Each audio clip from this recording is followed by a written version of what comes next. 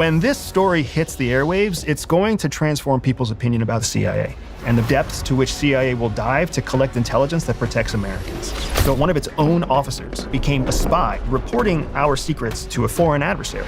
My wife and I were included in an operation to bait the mole to make a mistake so that the mole could be found and disclosed. Your wife is here today, and you've never told this story before, have you? No. And your curiosity right now is a major issue with CIA because they don't want the world to know who those people are. It's a dangerous game. Well, obviously my research team tried to figure out who it was. So was this the mole? Married CIA spies Andrew and Jihi Bustamante were tasked with unraveling one of the greatest intelligence operations in modern history. Their untold story shows you how to build trust, manipulate, and thrive under pressure. What actually happened?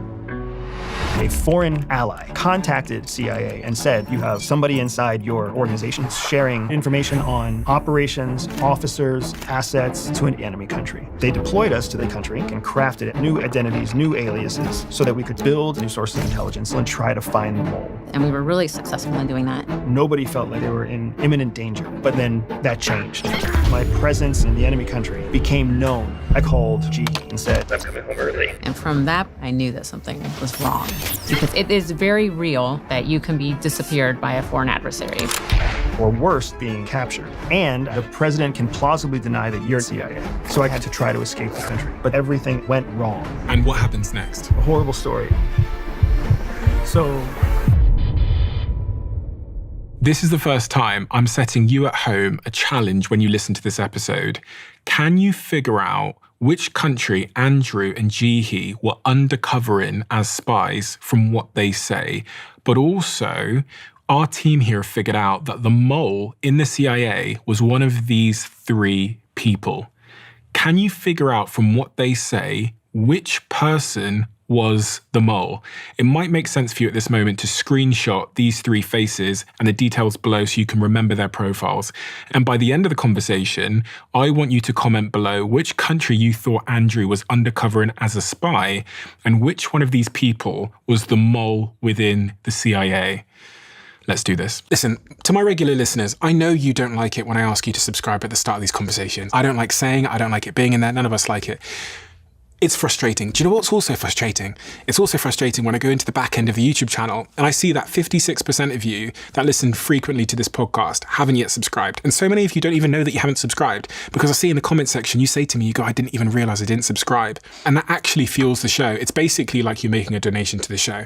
So that's why I ask all the time, because it enables us to build and build and build and build. And we're going for the long term here. So all I'd ask you is if you've seen this show before and you like it, help me, help my team here, hit the subscribe button, and we'll continue to build this show for you. That's my promise. Thank you to all of you guys that do subscribe, it means the world to me. Let's get on with the show. Andrew, you've never told this story before, have you? No, I have never told the story of my own operational background. It's been something that CIA has forbidden for a long time. And what's written in this book has taken you a long time to get approved by the CIA?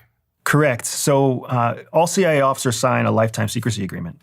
And that secrecy agreement gives CIA the right to approve or disapprove any operational elements of our background that are still classified and that fit under this very kind of narrow rubric of sources and methods of active intelligence collection.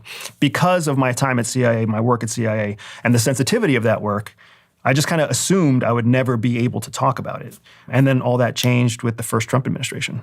What was the CIA's response when you said that you wanted to talk about what you're going to talk about today? Well, that's what's interesting. They had two different responses. When I first submitted the request in 2019 to CIA to write about my operational background, we went through kind of some normal bureaucratic back and forth, and they ultimately said, yes, you can write about it in detail.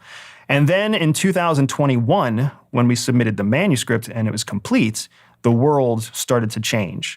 In 2022, multiple major issues erupted between major adversaries of the United States, and CIA came back and removed their previous permission. They basically said that in light of current geopolitics, everything in the book was now reclassified. How did you get the CIA to change their mind so that you could release this book and talk about what you're going to talk about today? We engaged with an attorney, one of the top attorneys in the space of classified information and publishing information. So the attorney believed that because of the effort that my wife and I had put into the book, CIA would back off. And ultimately, that is what they did. When we threatened them with a First Amendment lawsuit, they came back and said, we don't want to go down that road. We think we can collaborate on this. We'll approve your book, and you can move forward. Why do you think they didn't want you to publish this book and this story to get out? When this story hits the airwaves, it's going to transform people's opinion about CIA in two big ways. First, they'll understand that CIA is not what the movies portray it to be. It's not superhuman spies who go out there like James Bond or Jason Bourne who are one man against the world. That's not how espionage works. Espionage is a team sport. You have wins, you have losses. The second thing is they'll start to understand the depths to which CIA will dive to collect intelligence that protects Americans. Inside this book, we talk about a mole that actually penetrated CIA that CIA has never acknowledged. Inside this book, we talk about new tactics that CIA learned from terrorism and then used against our own most strategic adversaries. I don't think people recognize that CIA is morally ambivalent to how it executes espionage operations. The goal is to keep Americans safe. When you say in this book, you disclose that there was a mole within the CIA, what does that mean for someone that doesn't know what a mole in the CIA is? One of the worst things that can happen to an intelligence service is that one of its own officers becomes a spy for a foreign adversary. That is what I'm referring to when I talk about a mole. And you were involved in that operation to find the mole within the CIA? Correct. More specifically, my wife and I were included in an operation to kind of ferret out the mole, to bait and tempt the mole to make a mistake so that the mole could be found and disclosed. And your wife is here today. Correct. And we're going to bring her in and talk to her as well. But for anyone that doesn't know your backstory, which would be pretty remarkable seeing as you've been on this channel now a few times, could you give me a whistle-stop tour of your professional background up until the point that you met Jihi? Yeah, absolutely. So I'm from a rural place in Pennsylvania. Was like the only brown kid in a white high school. But I ended up going to a military academy. I went to the Air Force Academy. And from the Air Force Academy, I go into the Air Force. The Air Force teaches me how to fly. They teach me a foreign language. And then they teach me about nuclear weapons and nuclear missiles. And I serve as a nuclear missile officer in the Air Force. So CIA picked me up. And in my first day on the job in CIA, that's the day that I met my wife. She was sitting in the back of the classroom. I, of course, worked my way to the front of the classroom. And from there, our training just kind of overlapped and we became close. Well, Jihi is here, so I'd like to hear her version of events. Was there any inconsistency in the story he told? What was your perspective? There's always another perspective. And are you allowed to date in the CIA? Oh, yeah. It's encouraged because it's really hard when you're keeping so many secrets to date somebody outside of the CIA and not be able to tell that. Because we had friends who did that. You have to keep your whole life secret. So you're lying to them about where you're going and what you do. And day to day. Day to day, every single day. So you're building a relationship and lying all the time. And it's really difficult. So if you date within the CIA, if you're in different divisions or whatever, like maybe you can't talk about everything in detail, but you at least know what's going on. You know why somebody's going TDY or where they're going for a training session. Or we can explain to each other, like, hey, I'm going to go work with the Spanish. I'm going to go work with the Canadians. But when you're dating somebody on the outside, you can't say those things. So it becomes, I'm going on a business meeting. I'm going on a trip. Crazy. And we've had many friends who have had relationships explode or melt down because the partner starts to ask very logical questions. We had one good friend of ours who was an outsider who was dating one of our good friends who was an insider. And she pulled me aside one day and she was like, he goes on all these business trips, but he never takes any suits. She's like, I think he's cheating on me. And I was like, no, he's actually going to a tactical training course where you don't need to wear anything except BDUs, but I can see your concerns. So you have to there's a lot of walking people off a cliff because they start to come to the wrong conclusion about what their actual partner is doing. Jihi, what's your journey into the CIA? Mine was kind of an unexpected journey because I went into social work, working with survivors of torture from other countries, with refugees, with asylees. But before I got that job, I'd spent my entire last year of grad school going to job fairs. And what I really wanted was to work for the federal government, for like the larger mission for the United States, for like the people of the United States. But then nobody was calling me back. And I was like, okay, I'll just submit an application, like an online application to CIA, which I thought was funny. And then a few months later, I got a call back. She was like, come to the information session. So I went in like a random hotel with these like nondescript signs outside, and you walk in and you're like, I don't know if I'm in the right place. And then they close the door and they're like, welcome to the CIA recruiting session. And you're like, oh, this is so bizarre. And did they tell you what your role is? Because I know there's several different roles in the CIA. Targeters began during the War on Terror. And because what they initially did was target individuals for capture or kill for the military. Okay, so what does that mean? They targeted people for capture or kill for the military. So you would find the person to capture or kill in a foreign country. Yes. And so because, everybody else is doing their job of, logistics or weapons or fighting or strategy. So the targeter position was really important because it takes time to go through all this data to piece together this puzzle of who is important to capture, who's important to kill, and how do you get to them? The how do you get to them is the piece that like everybody else wants to know, but they don't really have time to do that and their other jobs. So they carved out this targeter role so one person can do all this research and identify. And terrorists were really fascinating because they had how their organizations were structured. And so you really needed somebody who could look, it's like targeting the mafia, right? Like everybody has a role. Like there's a big organization, everybody has a role. It is in your favor if you're going after them to find out who's connected to who, how can you get to different people? Because you're never going to be able to just get the top person right away. So how do you get there, right? And you became a targeter. Yes. So your job was to figure out who to capture and kill. Or capture or kill.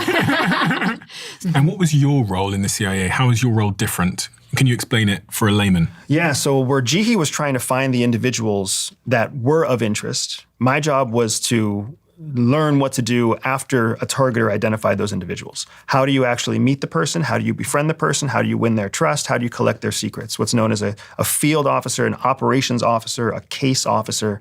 Those are the different terminologies that we use internally. But you essentially have every case is kind of handed over from person to person.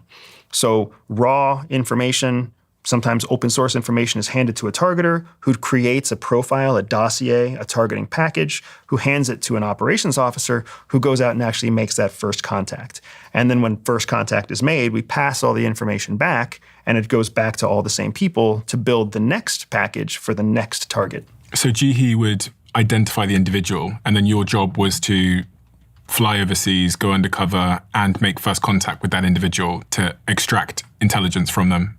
And not at first. By the time that CIA started utilizing us as a tandem couple is a term that means a married, truly married, CIA-trained couple. When we started becoming a tandem couple, that's how we were a 1-2 punch for operations. Prior to that, we were in separate offices, in separate divisions, doing separate work.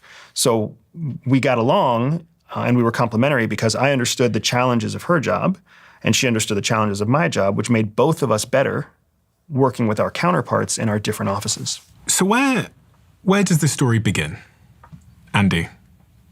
You wrote this book to tell a story. So I'm asking you the question. Usually I'd hazard a guess where to start, but where does this story begin?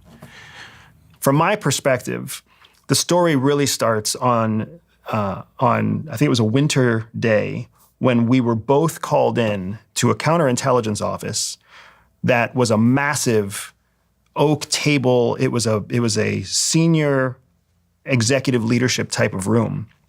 But there were only 3 people there. It was she, it was me, and it was the leader of what's known as Falcon House, which is this group of specialists inside of CIA focused on one particular adversary, an adversary that we've had to codename Falcon to maintain confidentiality with CIA. And so Falcon is a country, basically. Falcon is a country, correct.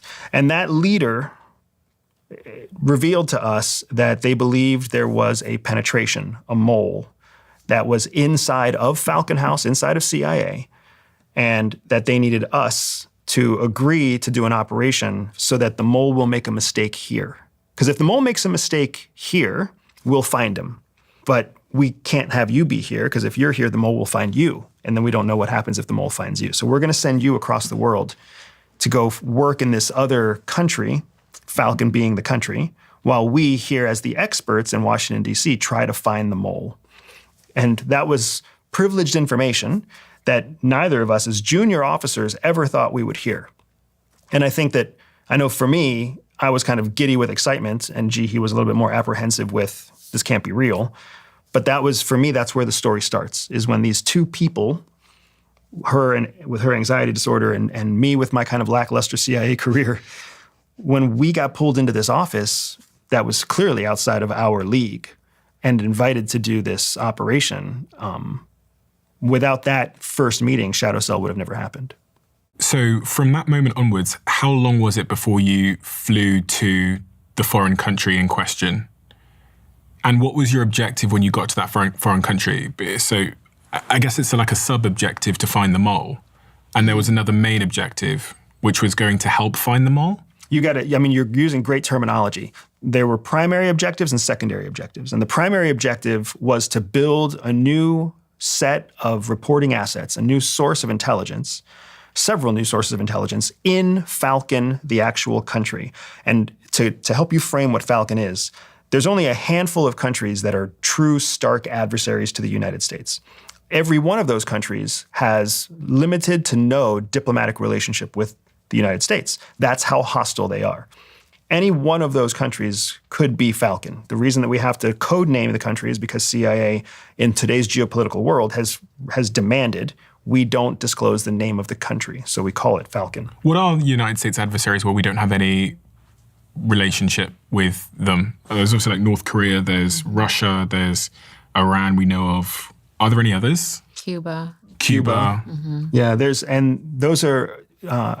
a mix there of countries that we do have a relationship with, but it's not a warm relationship, versus countries we have no relationship with. So we have no relationship with North Korea. Mm-hmm. We have a cold relationship with Russia, mm-hmm. right? We have a cold relationship with China. We have no relationship with Iran. Mm-hmm. So they're all considered hard targets, but of various levels. Okay. So the primary objective is to build a new team in this country. But the sub-objective is, in building the team, you're going to find out, hopefully, who the mole is, because the mole is going to make a mistake. The mole's going to try to find us, because the mole's job is to prevent CIA from collecting secrets about Falcon, because the mole is working for Falcon intelligence. The mole is working for that country. Yeah. Right. The mole is part of the CIA, but working for the adversarial country. Mm-hmm. Bingo, which is the worst combination you can have. So some of the most famous moles in history are Aldrich Ames. Aldrich Ames was a CIA penetration that worked for the Russians. Robert Hanssen was an FBI penetration that worked for the Russians. So these are famous moles in history. We were essentially being told that these earth-shattering 1990s era moles were still relevant, but now in 2010-ish, there was a new one that had made its way into CIA, and that's a big deal. So it was a very exciting reveal for me, because it meant that we were not just doing something that was relevant and interesting inside of CIA, we're doing something that is quite possibly the most important work that can be done inside CIA at this moment in time. How did the CIA know there was a mole? There's a lot of complexity there that is part of why they didn't want us to write this book. Mm-hmm. But what they have allowed us to disclose is that a foreign ally contacted CIA and said, we have collected intelligence that suggests you have a mole. You have somebody inside your organization who's a turncoat, a spy for somebody else. So a foreign ally warned CIA. Otherwise, CIA would have had no idea. Okay, and foreign allies are people like the United Kingdom, mm-hmm. Canada, Australia. So you can imagine the disruption that would make.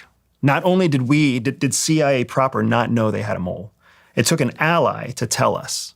And then when the ally told us, we have to assume that the ally is sharing as much biographical detail as possible.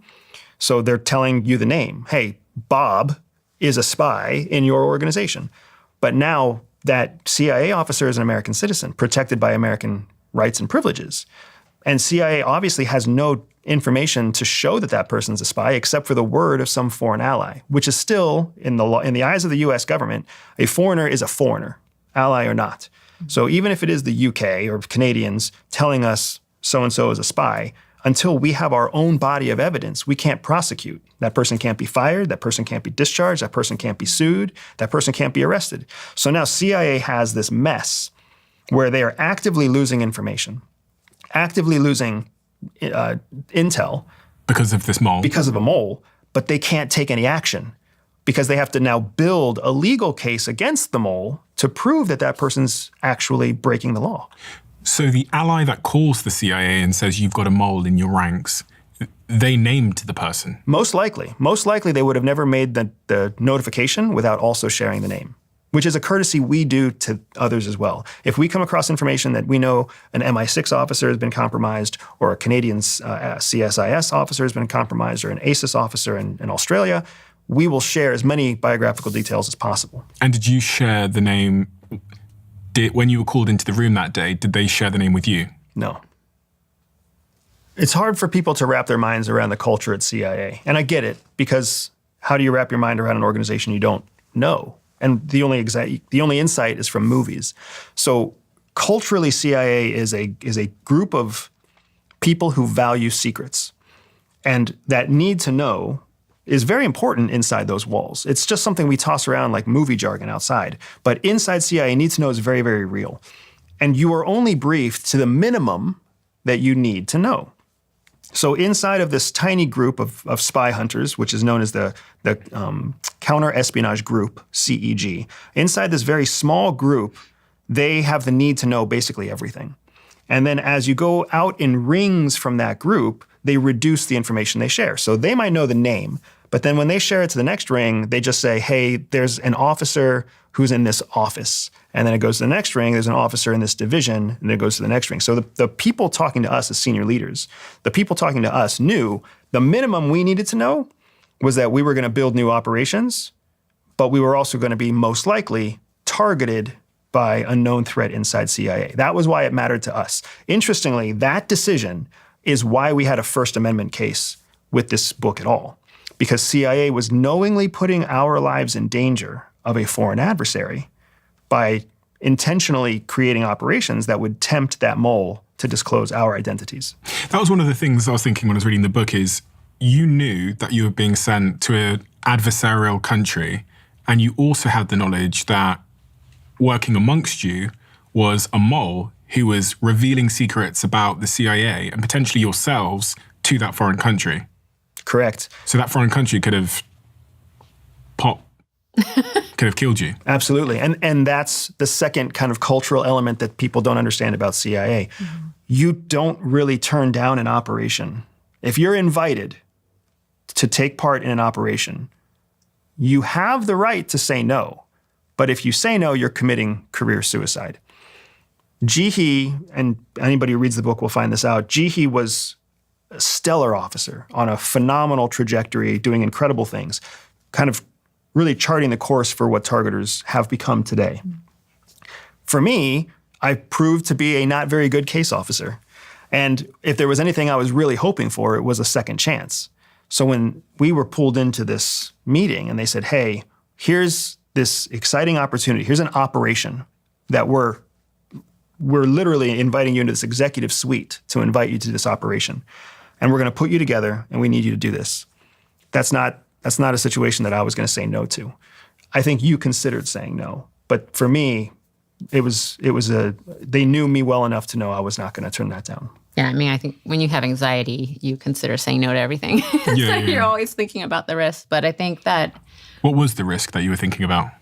It is very real that you can be disappeared by a foreign adversary, that you can be, killed by them with no explanation, that you can be just put in jail and then you never get out because the government's not necessarily going to come to your aid. And if they do, it still might be 20 years before you're out of their prison. Every sworn officer has plausible deniability, meaning the president can plausibly deny that you don't belong to whatever organization you are claiming to belong to. So a CIA officer arrested in a Russian prison can avoid all questioning and say, hold on, guys, I'm actually CIA. You caught me. Good job. Now please send me home. Don't have a diplomatic incident. The president has the right to say that person is not CIA. Yeah. That person has never worked for me. I don't know who that person is. That their American passport might be verified, but they are legally in your possession of legal requirements. So we don't really know who they are. So just to clarify then, you were being told you were going to be flown, both of you, to a foreign country, an adversarial foreign country, and you were told that there was a mole amongst your ranks that was feeding information to the foreign country that you were being flown to. So they actually stationed us in a neighboring country that was friendly. But we knew that Andy and anybody we worked with would have to go into Falcon. So they flew us to a country. Falcon being the adversarial country. The adversarial country. So we actually lived in a third country called Wolf, but we were operating in both Wolf and in Falcon. So the danger was still there. And then that's when Jihee's targeter mind set in, and that's when she started thinking through, well, how could our operation be reverse engineered by Falcon and actually find us? And if we can think like the enemy, we can stay one step ahead of the enemy. So the whole idea of going to Wolf and building our team from the very beginning, Jihee started to architect how we could do that in a way that would foil our aggressors from being able to even discover our existence. And what was the objective so you've got this sub-objective, Yeah. which I understand, which is to find the mole, but the main objective is just to spy as usual and collect information on this adversarial country. Yes and no. The main objective was to collect information, but the spying as usual is the part that was a no. CIA specifically told us they didn't want us to do the standard spy MO. Spying has really been the same since the days of Egypt, the ancient Egypt, right? You find somebody who gives you information about something that they have access to, and that's it, and that's spying. And then you turn it into a report, and you pass it up to somebody who reads it, and they make a decision. They wanted a new kind of mousetrap. They wanted a new way of doing espionage. And when they deployed us to the friendly country, that was their only request, was whatever you do there, coordinate it with the local leadership, and then don't tell us, because we have to make sure that the mole doesn't learn what you're doing. That's going to be how we tempt the mole to start probing around and asking questions that are outside of the norm. That's how we're going to reverse engineer this and find the mole.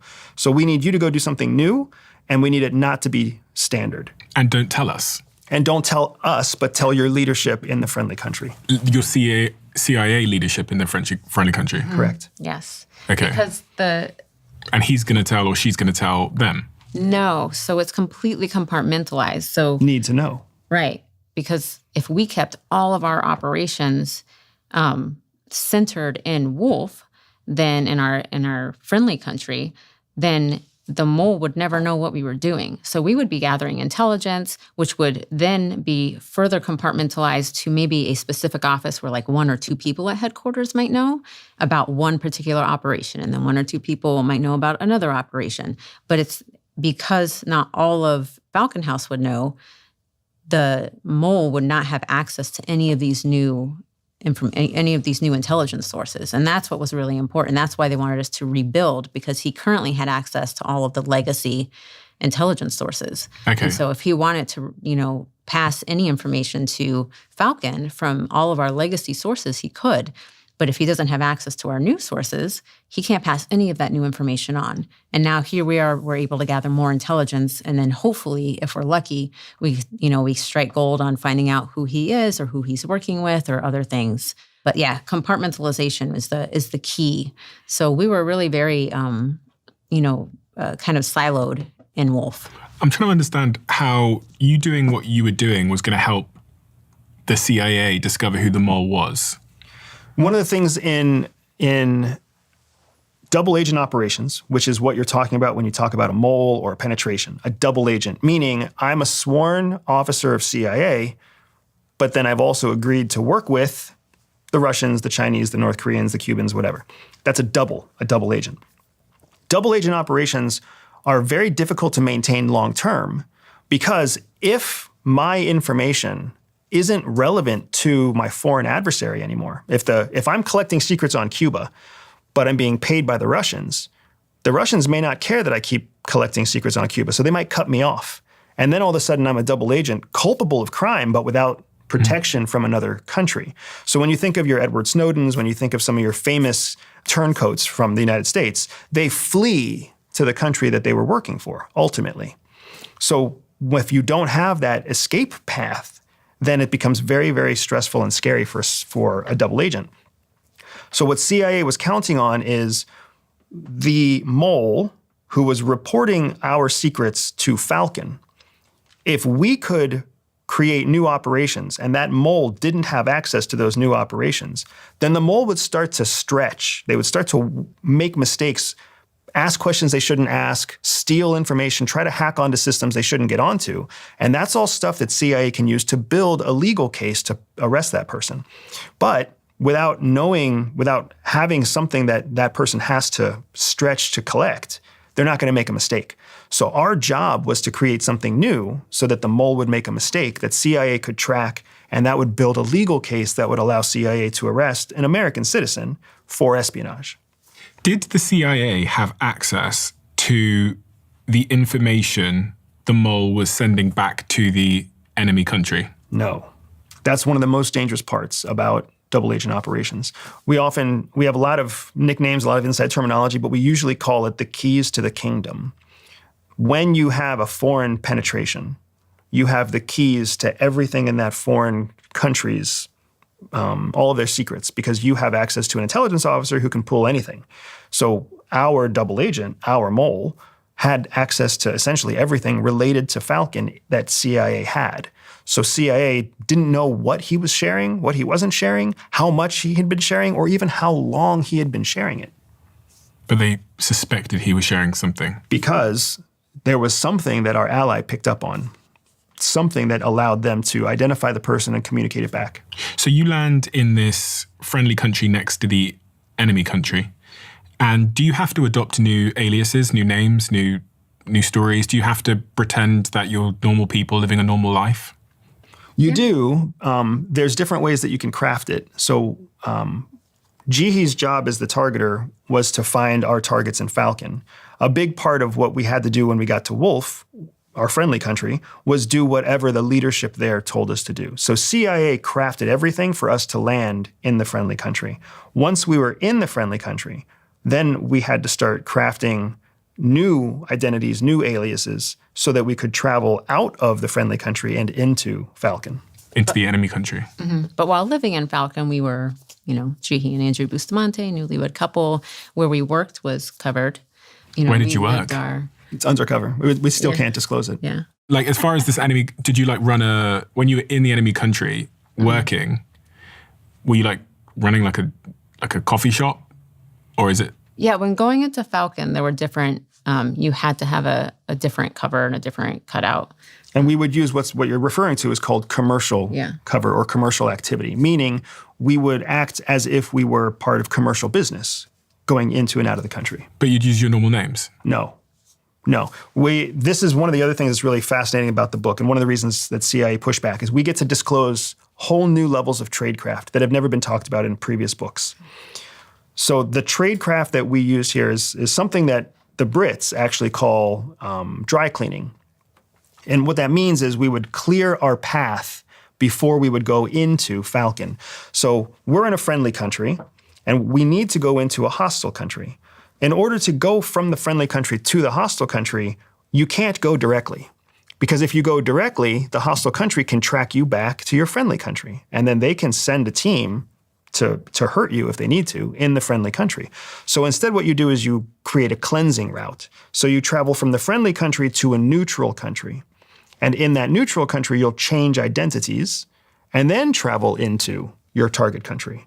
So now if the hostile country tracks you, they track you back to a neutral country.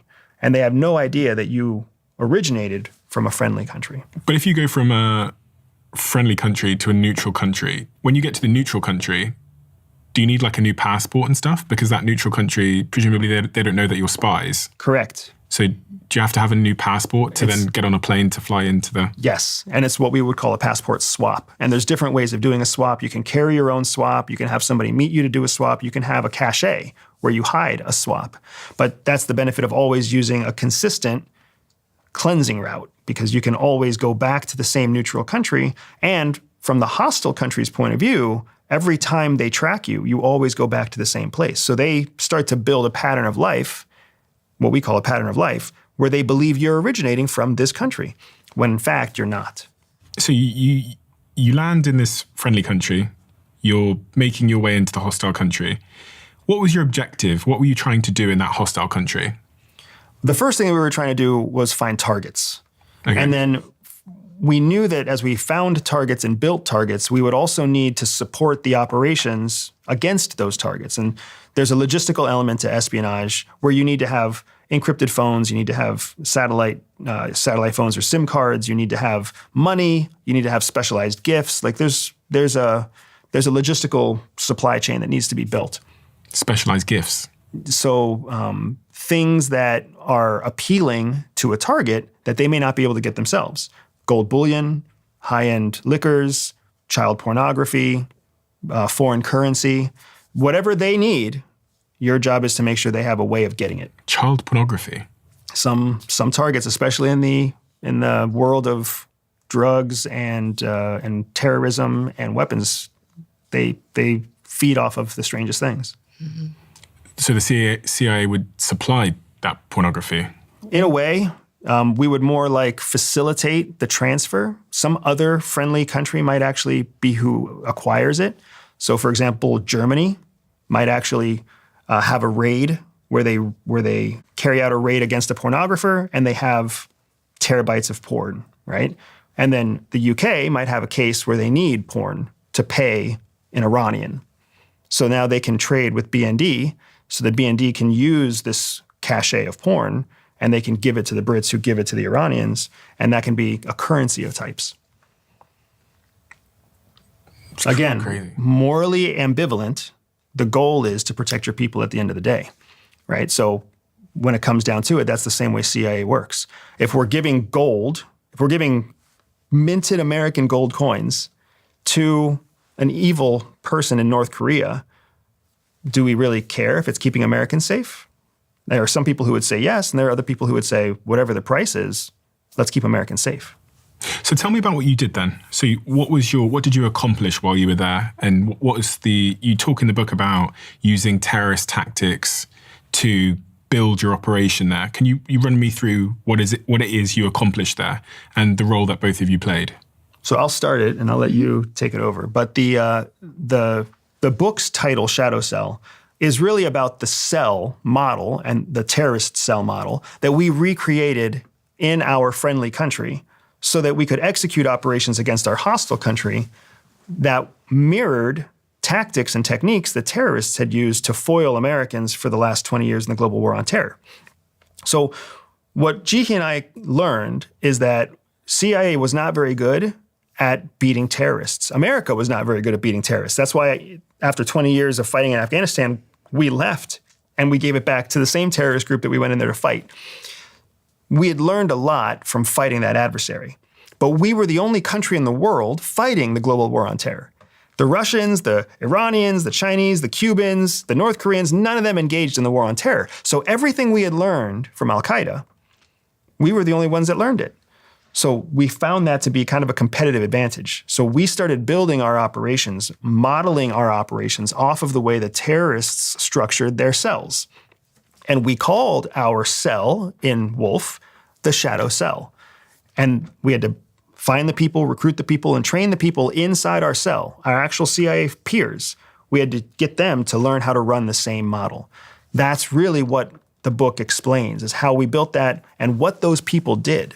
Because espionage is not about one superhero overseas. It's about a team of people doing incredible things. And were those people on the ground in the friendly country next to the hostile country? Yes. And so when you recruited these people to build this team, did you recruit them from America or were you recruiting them inside that friendly country? Inside of Wolf. everybody who was in the cell was already working in Wolf. And the word cell basically means team. Team. Right, team. So you built this team in the friendly country next door to the enemy country. And this team consisted of how many people? Right. So James was our senior most case officer.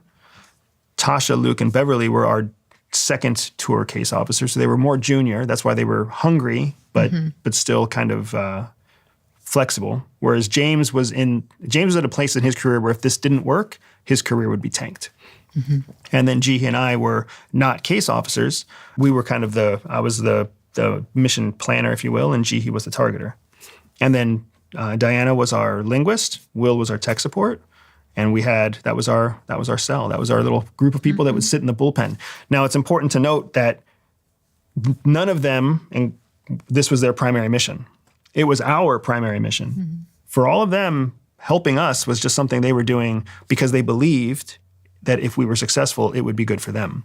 They had primary missions to do all sorts of other things. Yeah. Oh, okay. And were these people locals?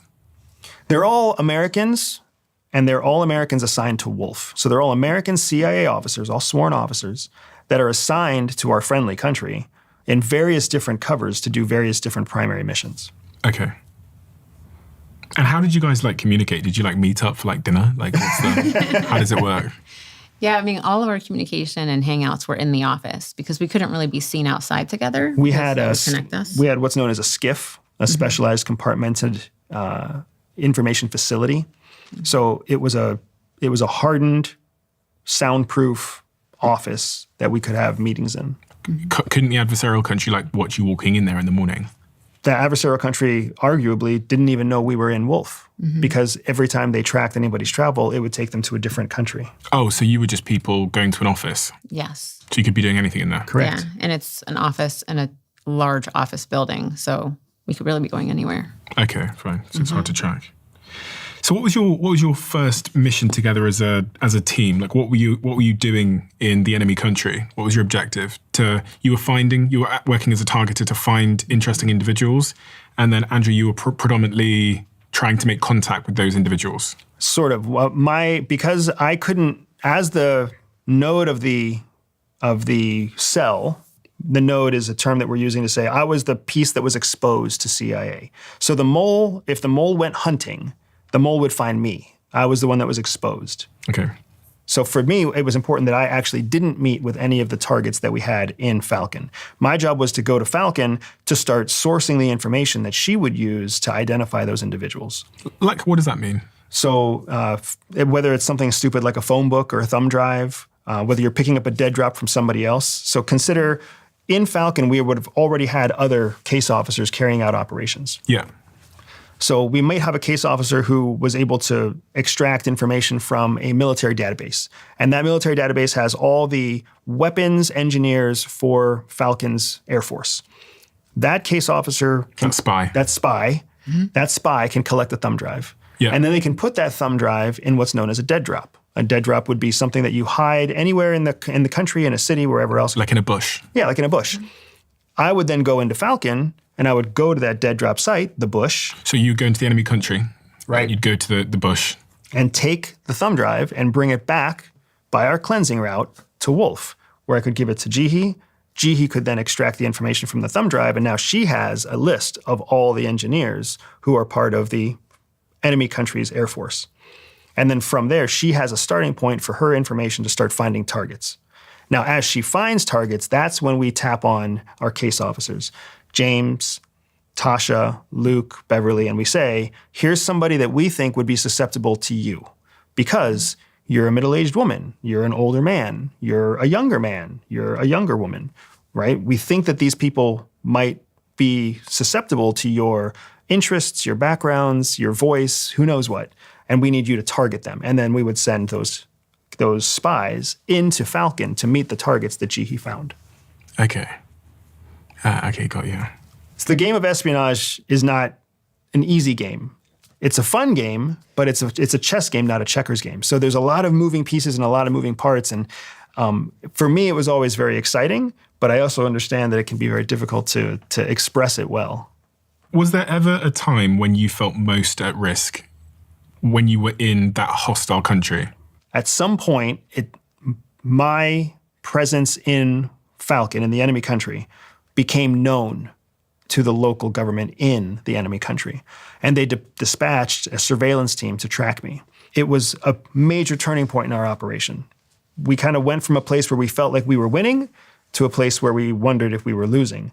We went from a place where I felt very safe to a place where I felt like I could immediately be apprehended. And then all the worst thoughts start to creep in. Not necessarily about being shot. Oftentimes, a CIA officer being shot in a foreign country is a welcome experience because being shot at least means everything ends. The worst is being captured and being interrogated and being used for diplomatic leverage and being used for policy leverage and being forced to do, into brainwashing and propaganda videos. Like, that's a much worse experience than a clean death. You said earlier that it would have been the mole that was exposed to your presence and that knew that you were in this enemy country. So was it the mole that told the enemy country? That's what we believe. We don't have the evidence to prove it, but what CIA's conclusion, as well as the conclusion inside of our own shadow cell, is that our operations had reached the place where they were significant enough that the mole took a risk to find out that I was the exposed member of the cell. And then the mole reported my name to the hostile country's police force. So you're now inside that hostile country, the enemy country, and they know that you're a US spy.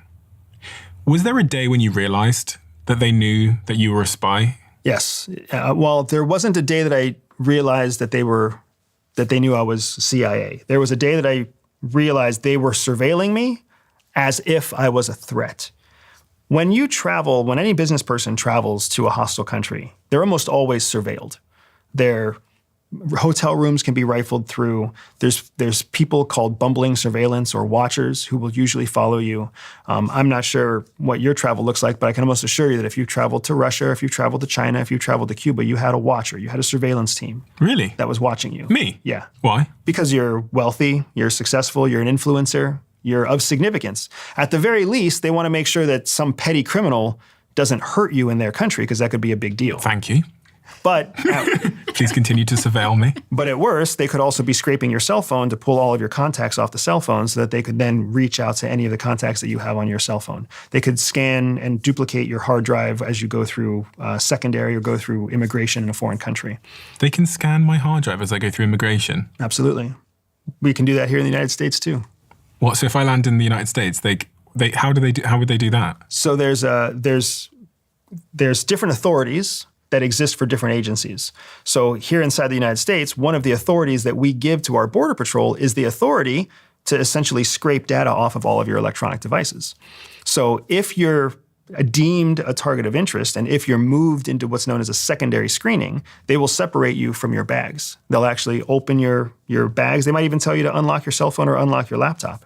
And then from there, with technology that's proprietary and technology that's also commercially available, they can scrape and scan your hard drive. Because I've been through security before in various countries, and sometimes when I get to the other end, there's a letter in my suitcase, and the letter in my suitcase says, "Hey, we had to go through your bags Correct. for some reason." If you had a technical device in your bag along with that letter, there's a good chance that it was cloned. But I didn't give them my password. Sometimes they don't need your password.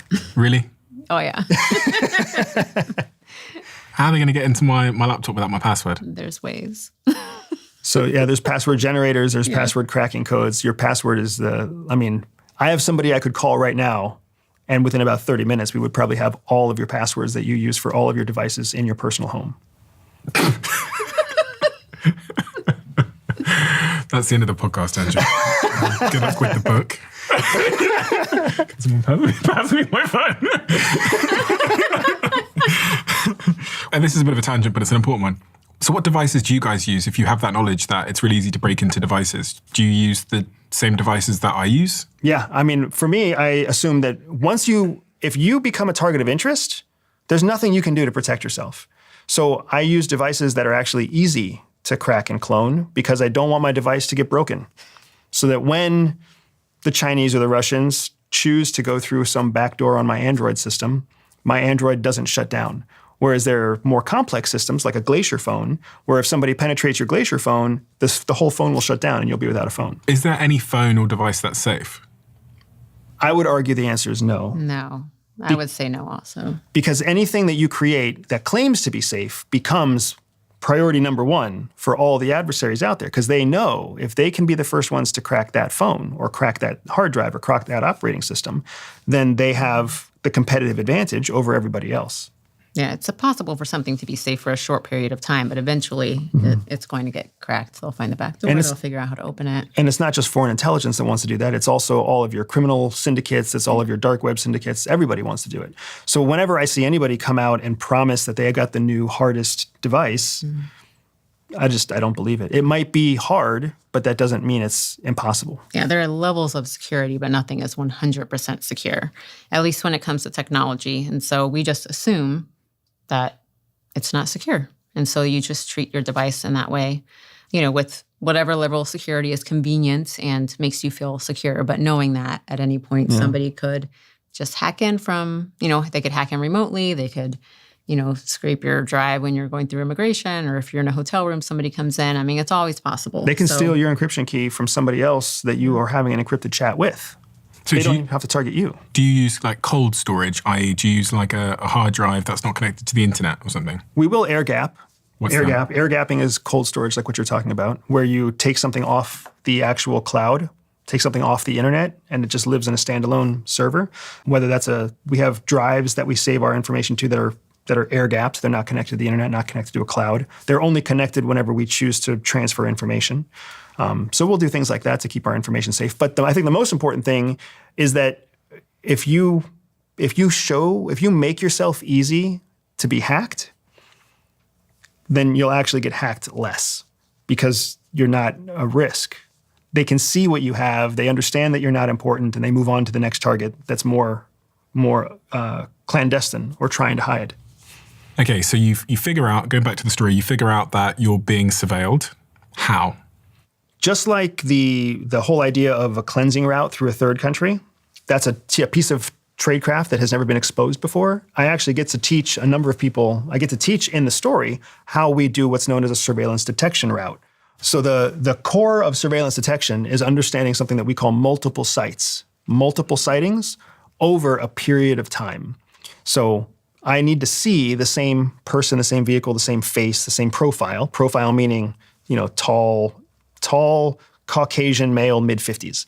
I need to see the same profile several times over a period of time where I'm changing locations. So what happens inside Shadow Cell is I identify one car that follows me through multiple turns and then falls off only to come back on later on. That's kind of my first indicator that there might be something going on. So then I go through this route, a predetermined, pre-planned route through a city. And the only reason I'm doing that route is so that I can drag people along with me to see if they're going to behave like surveillance. And from that route, I find that it's not just one car, it's actually two other cars. And when I get out of my own vehicle to walk on foot, there are very specific people who then follow me on foot. And then in the third part of the surveillance detection route, I find that the same people who are following me on foot are also the people driving the cars that are following me inside vehicles. So most surveillance detection routes are executed in this very prescribed, very specific process so that you can see who's actually following you. And you did that. You discover that there's multiple people following you in multiple vehicles. And when you discover that, it's terrifying. Yeah, I was going to say. It's absolutely terrifying. But it's comforting because you know they're following you, but they don't know that you know that yet. So they still think that they're discreet. They still think that you're operationally active, meaning they're following you because they expect you to commit espionage. They're following you because they expect you to meet with a source, do a dead drop, acquire some kind of equipment that you shouldn't have, right? They're waiting for that. If they don't see that, then they don't get the evidence that they need. They don't win. So you go straight to a strip club or something. Exactly right. You go to a strip club, you go to a library. I went to an arcade in this book, and you go somewhere to just waste their time.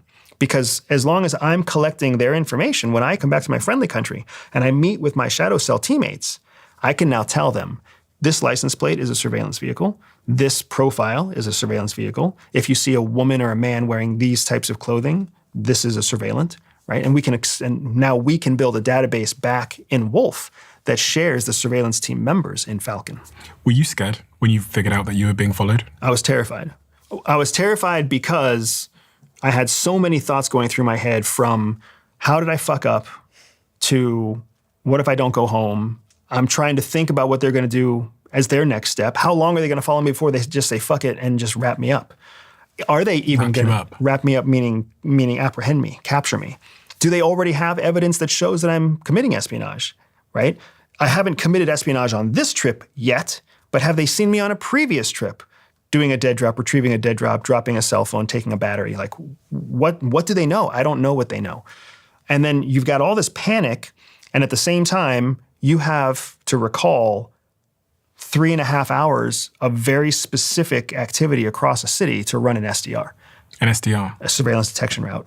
You have to recall, I turn left on Front Street, I go 2 blocks, I turn right on 22nd North, and then I turn left on an alley. You have to recall this thing that you memorized, that you worked through, and at the same time that you have this spike of adrenaline and panic. And you were on your own? I was on my own for that operation. So you go through this route through the city that is predetermined for you to go down, and presumably this particular route is designed in such a way where it gives you opportunities to expose them. You realize that you are being followed. What do you do in that exact moment? That first moment that I realized it was true, I had this realization, this moment of fear and vulnerability, where it was a moment of self-loathing, where you realize that you're not as good as you think you are. And you realize that however this happened, you're the only one to blame for what comes next. In that kind of moment of humility, I actually called Jihi. In our alias identities that we had built for these operations, we had what's known as a throwaway phone or a disposable telecommunications. And I called her, and I gave her a coded message to let her know that something was wrong. Because I wanted her to know that something was wrong so that she could take it back to the cell so that they could start their systems on their end to protect me if I did get arrested, if I did get wrapped up, if I did get shot. You gave her a coded message? Via cell phone. What is that coded message?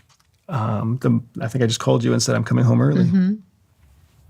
You said you called her and said I'm coming home early? Yeah, which is a bad sign, because you would never come home early from an operation, ever. So as soon as I heard he was coming home early, I knew that something was wrong. Take me into your world at that time. The phone rings. I get the call from my burner phone, and which was unusual anyways. I mean, I always had it because that was part of our communication plan, was for us to do that when we were apart. So a burner phone is a secondary phone that you just use for these kind of things? That just for this. It's never used for anything else. It's not connected to a name. And that's what keeps it anonymous for us. And so he calls and he says, hey, I'm coming home early. And I'm like, okay, because you can't, if the line's being tapped, you can't be like, oh my God, what's going on? Are you okay? Because somebody's listening to it. It has to sound like we knew that his alias had a fiance. I was the fiance. So, it was totally natural for anybody listening in to hear him say, hey, I'm coming home early. So then I had to be like, oh, that's really exciting. That's great. I can't wait to see you. And he's like, okay, I love you. And then that's the end of the conversation. And that's all I get. And so after that's all I get from Andy, I go back to the office. I'm starting to scour all of our cables, go talk to James. Have you heard anything? Is anything happening? You started to scour all of your cables? Yeah. So, we have all of our databases, all the CIA databases. So, there's reporting that comes in all the time that you're, especially regional reporting that you're privy to. And so, I talked to James because he had more access than I did to all things Falcon. And so I was like, have you heard anything? Is there anything weird going on? And he said no. And so I started just kind of looking through all of my stuff to see, was there any reporting that was of somebody being captured or somebody, something going wrong? And there was nothing. And so Andy and I have, we created on our own it's called a combo plan, a communication plan, where, if anything ever happens, whether natural disaster or, espionage faux pas, we had a system of communication where, I wait 8 hours and, check this fake email that we share that's not attributable. And then he gives me a sign of life. And then we have these timings, 8 hours, 12 hours, 24 hours, 48 hours, where all I need from him is a sign of life to know that he's okay. And then that also gives us the opportunity, if it were a natural disaster, for example, to put, meet me at this location. So that's an email address that Andy emails? Yeah. So Close. It's an email address that we both have a login to, and you create a draft email inside of it. Oh, okay. Also learns from terrorism. Also learned from terrorism. Exactly. Yeah. Oh, is that what terrorists do? Yeah. So they create a draft email, they just leave it there. Yep. Correct. And someone else logs in and looks at it. Yeah, Correct. so it's never sent, so it never goes over the internet really. But yeah, so we had this communication plan in place. So even though I was concerned and I couldn't find anything to discover what was happening, I knew we had this communication plan in place. So I knew that at some point he was going to give me a sign of life, and I couldn't do anything until that point. So you've discovered that you've been discovered by this adversarial country. You call Jihi, you let her know that you're coming home early. Then what do you do? Then I have to plan my escape. So another thing that movies don't show you is that when the first effort to escape is always self-rescue. It's always on the part of the field officer alone to try to escape. There's no Navy SEAL team, there's no evacuation helicopter, there's no high-speed boat or classy yacht just waiting for you. You have to get yourself across the country's border yourself before you can hope for any kind of evac from there, or what we call an exfil. So I knew that it was on me to come up with some evacuation plan. And I had to come up with an evacuation plan that wasn't going to let the surveillance team know that I knew I was under surveillance. And So you're still in the car at this point? I'm in between the car and on foot, depending on where I am in the surveillance detection route, right? Surveillance detection routes generally break into 3 phases. It's in the first phase that you suspect that you're under surveillance. It's in the second phase that you confirm it. So it's in this second phase when I confirm I am absolutely under surveillance. That's when I contact Jihi, and that's when I start coming up with my own self-rescue plan. And then the third phase? The third phase is a collection phase. You know that you're under surveillance. You know that you've communicated to somebody that you're under surveillance, and now the mission becomes collect as much information as you can about the surveillance team before they realize that they're being collected against. So you see this car behind you, multiple cars behind you, and the same people following you on foot. Are you writing this down, or are you just trying to memorize it? At first, it's all memory. And we have a methodology for trying to memorize this stuff. We actually talk about this in the book as well. You start to come up with short codes to describe the people. And the codes that you come up with mean something to you, but they wouldn't mean anything if they came out in an interrogation, or if they came out in writing. So like for you, I might call you black t-shirt. A black t-shirt means something to me. So if I see black t-shirt behind me 3 times in the next 45 minutes in 3 different parts of the city, I know that I have an image for what black t-shirt means. But when I write down black t-shirt, nobody else knows what that means. When I see a woman, it was cold, the season that I was carrying out these operations, I saw a woman in earmuffs, so I would call her earmuffs. I saw a guy in a bomber jacket, so I called him bomber jacket. And you just recall these people. You blue sedan, yellow SUV, right? White taxi cab. You start to come up with these nicknames that mean something to you but don't mean anything to anybody else. And then when you get back to a place where you can document your notes in detail, you have a reference point to document in detail. So I start by memorizing. When I got towards the end of my third phase of surveillance detection, I actually wrote down my notes. In the book, it explains I went into a clothing store, and then I started making notes in the clothing store. Presumably, if somebody came in and arrested me at that moment, what they would see is a bunch of notes about clothing, earmuffs and black t-shirts inside of a clothing store. That's not espionage.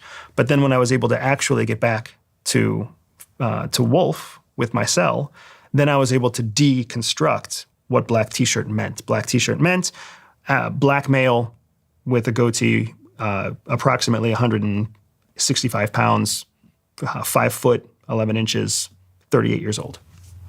So how do you get from phase 2 of your process of figuring out if you're being followed to the arcade? Like why did you go to the arcade? So I went to the arcade because I was trying, in a surveillance detection route, one of the things that you're actually trying to do is called bore or lull your surveillance. You never want to, in movies, it makes it look like you're trying to ditch your surveillance team. You're trying to lose your tail. That's not what professionals do. What professionals do is we drag the tail. We keep the tail with us for as long as possible. And one of the things you do is you make yourself very predictable. You move very slowly. You hang out in public places, which makes it very easy for them to observe you. I was actually going to the arcade to try to collect more information about my surveillance team, but I was trying to give them time and space so they could observe me in a public setting. It backfired because what actually ended up happening is that when I went into the arcade, they lost me. They lost sight of me, which put them into a position where they started panicking to try to find me, even though I was just sitting inside the arcade. I mean, it doesn't sound like it backfired if they lost you. It's a terrible thing when they lose you, because when they lose you, they start to panic and they start to assume either they made a mistake or you're a trained officer. If you're a trained officer, if that's the conclusion that they make, they can come in and arrest you. If they lose you, then they start to make mistakes. And when a surveillance team starts to make mistakes, it means that they might stumble across you. They might have two different surveillance people find you at the same time. And for them, that's a scary thing, because for them, they're trying not to be identified. They're trying to be discreet. They're trying to not be seen. So when they, in this case, in the story that we share in Shadow Cell, when the surveillance team broke into a starburst means they broke ranks to try to find me in the arcade. When they broke ranks to try to find me, they presented themselves to me in the arcade face to face. And it was in that moment that I realized they know that I see them and I know that they see me, and this is bad. You locked eyes with them. Which you're never supposed to do. You're never supposed to do. You're never supposed to lock eyes with your surveillance. You're never supposed to lock eyes with anybody who's a threat ever, because that's threatening behavior, right? That's one of the reasons that people share strong eye contact with peers is a show of trust. Well, whenever you're locking eyes with somebody who's a threat, it's a sign of aggression or dominance. So whenever you're being surveilled, you never want to make eye contact with your surveillance team, because your surveillance team will see that eye contact as a threat. When you say you sort of bumped into them in that arcade, what's the distance? 3 feet. 3 feet? And how long did you lock eyes with each other? It felt like an eternity. In reality, it was probably 2.5 seconds. I mean, 2.5 seconds is a long time. Especially when you're trying not to be seen. So recreate that moment for me. You're in the arcade pretending you're playing with games. You turn a corner. It's horrible, man. It's a horrible story. I'm in the arcade. I think I'm doing everything right. I'm like, oh, I'm in the arcade. They watched me come in. They're probably taking a smoke break outside. They've got nothing to worry about. And I'm kind of going from game to game and spending whatever credits that I bought in the arcade. And I go to this dinosaur hunting shooting game, right? Almost like Big Buck Hunter or like Jurassic Park. And I pick up a rifle and I'm shooting at dinosaurs. And I'm just killing time. And then the fucking surveillant comes around the back of the machine looking for me. He comes around the back of the machine and he sees me and I'm holding a fucking gun. And I look at him and he looks at me. And that's when our 2.5 seconds happen. And I'm sitting there and I'm like, what just happened? Why did I just see Bomber Jacket come around my video game console and stare at me in the face? And that's when I kind of realized, oh my gosh, like the team is in panic. I can see multiple people in the team. They lost me. They're trying to find me. Bomber Jacket just found me. What did Bomber Jacket do when he looked at you? His jaw dropped. He went slack. Like he looked at me and he knew that he had fucked up too. And I looked at him, and in my mind's eye, I was just hoping that I didn't look as stupid as he looked. In that moment, is it true to say that you should have just looked back at the dinosaur game as fast as you possibly could? What I should have done is I should have seen a person come around the corner and just kind of stayed in the game. That's what anybody else would have done. Anybody else would have just stayed in the game. They're focused on the game. They don't even realize there are people walking around, right? But the fact that I saw him and then looked at him, and the fact that he saw me and looked at me as two professionals on opposite sides of the playing field, we both made the same mistake. We both made the mistake of showing our recognition to our intended target. And before we continue, as far as your alias was in that country, you were called Alex Hernandez, right? Correct. And you were running a business called Acme Commercial? Correct. What was Acme Commercial supposed to be doing as a company? Acme Commercial was a company that was built to source new disposable goods from foreign countries for transport and distribution across Western countries. And the intelligence services build a lot of fake businesses, you said. Yes, it's the easier it is to build a business, the easier it is to collect information. So what we've discovered is that just as anybody with $127 in their pocket can create an LLC, that's about how much money it takes to start an intelligence operation. It says that the CIA operates numerous fake companies. The CIA also operates numerous real companies too. Not just the CIA. I mean, every intel organization has commercial fronts. Every intel organization. The CIA operates real companies. What does that mean? There are real companies out there owned and operated by CIA. In-Q-Tel is one of those companies.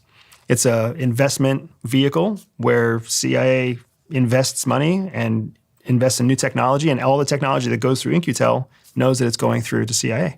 Okay, that's public though, right? Correct. But the ones that aren't public, so the CIA will create a company, and then they will use that company to pretend to be doing something in a foreign land, basically.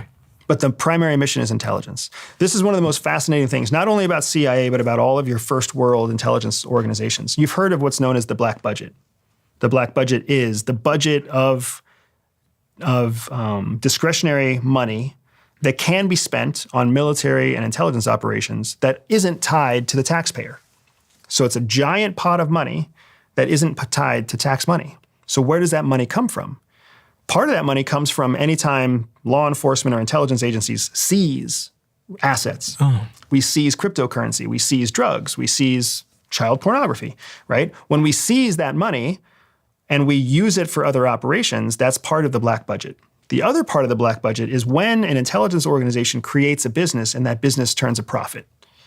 When that business turns a profit, where does the profit go? It can't go to the case officer. That person's being paid on the U.S. payroll. So all that profit goes into the black budget.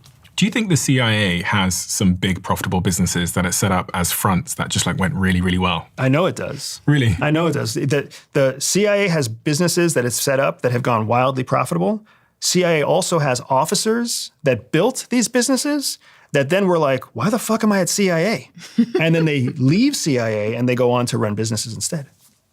I mean, a couple of things popped into my head as you said that. The first was there's obviously a huge conversation at the moment around TikTok because TikTok was started in China. It's become this massive sort of global success. And I can't think of a better company to have started than a platform like TikTok where everybody's putting their information and data in and it's tracking your location. So what is your perspective on something like TikTok? Do you think was started as a tool to spy? I don't believe TikTok individually was started as a tool to spy. I believe that what happened is TikTok became wildly popular and the government in China realized, hey, everything in China belongs to the government anyways. We can step in and take advantage of this. That is also a way that CIA and MI6 do business as well. When a company does very well and there's an intelligence benefit, they will approach the company. In a democracy, they can't force the company to cooperate, but in a country like China, they can. So do you think the social networks, a lot of the big social networks, have been approached by the CIA or the MI6 and asked to give information to them? I would go a step further and say that they've all been approached and that the vast majority of them cooperate. Is that a concern for the average person? Not for for the average person, that's a benefit. The average person is not being targeted. I promise you. There's zero interest for the federal government and for the intelligence community, there's absolutely zero interest in the average person. The person who's cheating on their spouse or avoiding $5,000 in taxes or who isn't paying their parking bills. Nobody cares. The federal government doesn't care about that. Well, you were doing some of that targeting, right? Right. So did you ever work with any existing company to give you information? So all of my data, depending on what country I was working on, had different sources. And some countries had more sources than others, but they're all sources I can't disclose. But there's tons and tons of data that would come into me.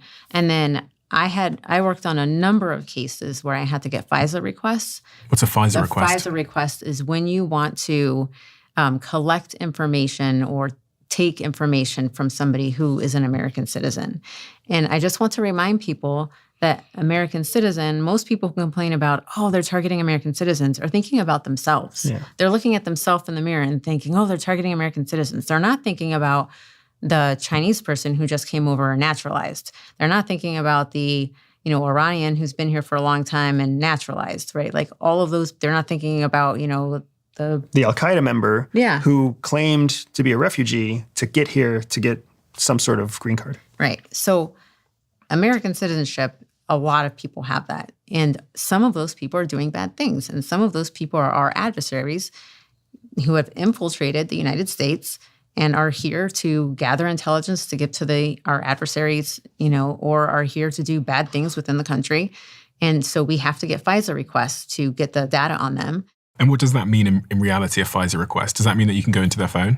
It means that you have proven a link from that person to something bad, and you've given the court enough evidence to say, hey, look, this person's doing something bad, and we need to gather more data on them. So it just opens the kind of data that you can get on that person. And what kind of data is that? You can get on their phone. You can get into their computer. You can get into their private Google accounts. You can get into their private Apple accounts. Any kind of data you can get access to. You can now use it to target them. So you could get access to their private Google accounts, their private Apple accounts without their passwords? You would hack their passwords or steal their passwords, or Google retains their passwords. And Google would give you the password? For most cases, if it comes down to national security, American companies will share details. Data, yeah. And that's what a FISA request does, is it's a judicial claim. It's a judicial warrant, essentially, to say you will let this service onto that person's account. Mm-hmm. You guys must think that people like me live in a certain state of naivety and ignorance as to what's actually going on. I wouldn't say it's ignorance or naivety. I would say that it's conditioned into you. You're conditioned to believe that you have privacy. So the reality that we should realize is that we don't have privacy. It's not real. Privacy is not real. No. I mean, there's a level. Like when you get undressed in a dark room, like that's yours. Usually. No one's watching. There's a good chance that you're not being watched by the federal government. Yeah. If you're getting... That's a good chance. If you're sending, dirty emails to your girlfriend, that's essentially, it's private on the surface, but not really forever private. Somebody could access those. If you write her dirty notes, that's way more private. Especially if she throws them away or burns them. Or burns them. Like I think people put too much confidence in technology and feel too confident in the privacy of technology, because technology, there's really nothing private about it. To an extent, yes. But if you think that nobody can ever look at your stuff, that's wrong. Do you think the CIA knew you were coming here today? I think the CIA knew we were coming on Diary of a CEO, and I think they knew that we were going to talk to you about our book. How do you think they knew that? Because we know that CIA, as well as other intelligence services, as an example, the United Arab Emirates, we know that they have a dedicated person that sits in their office that watches us. So how would they know you were coming here today? Our emails. Our emails, our publishers' emails, our own text messages back and forth, listening in on phone calls. Any number of things could have happened. We've tried to have a very collaborative relationship with CIA about this book because we know how scared they are. We know how nervous this book makes them. So we're trying to be extra collaborative to give them peace of mind, like, hey, we're not about to go out there and tell the world that you're a bunch of animals and terrible anything.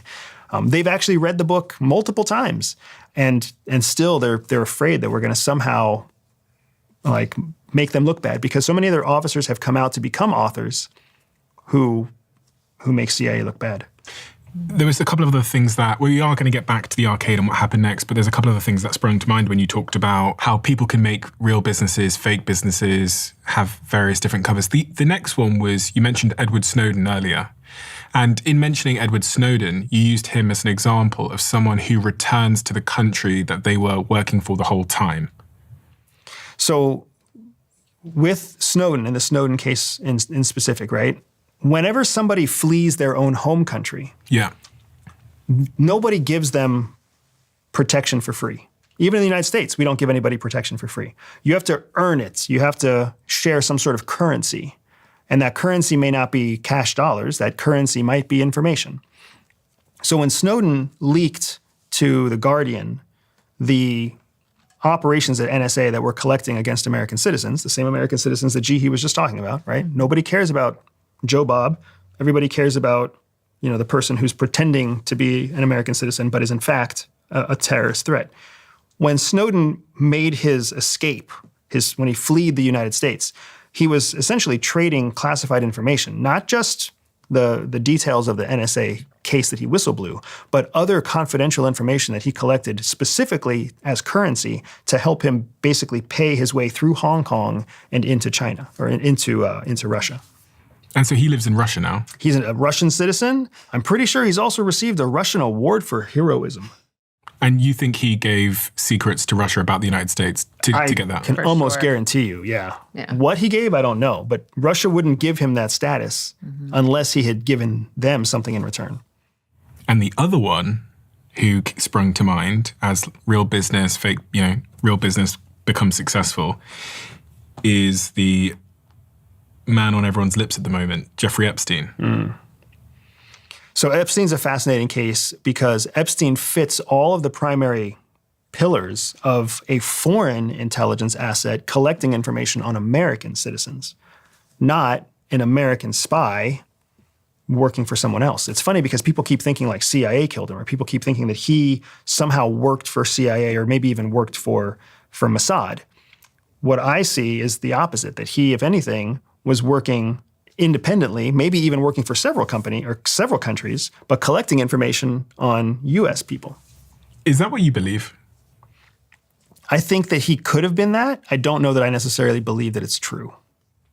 Because he was a very successful business person. He had lots of successful friends. Correct.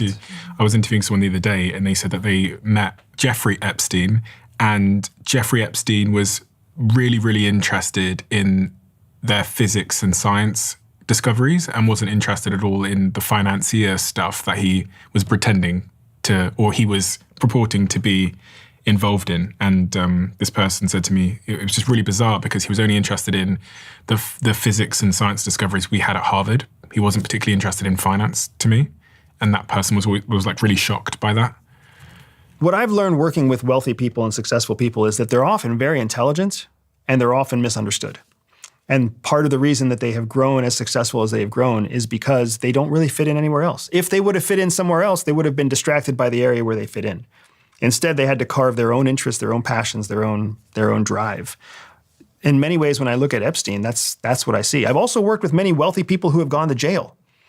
And when wealthy people go to jail, their whole identity crumbles.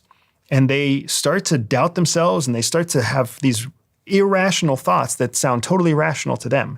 I had a client who was very wealthy, who was going to jail after being found guilty of a crime that arguably couldn't be proven, but the court system was set up in such a way that he was found guilty. And he literally thought that it would be better if he cut off all ties to his kids and just went to jail, and then even when he got out of jail, never talked to his kids again.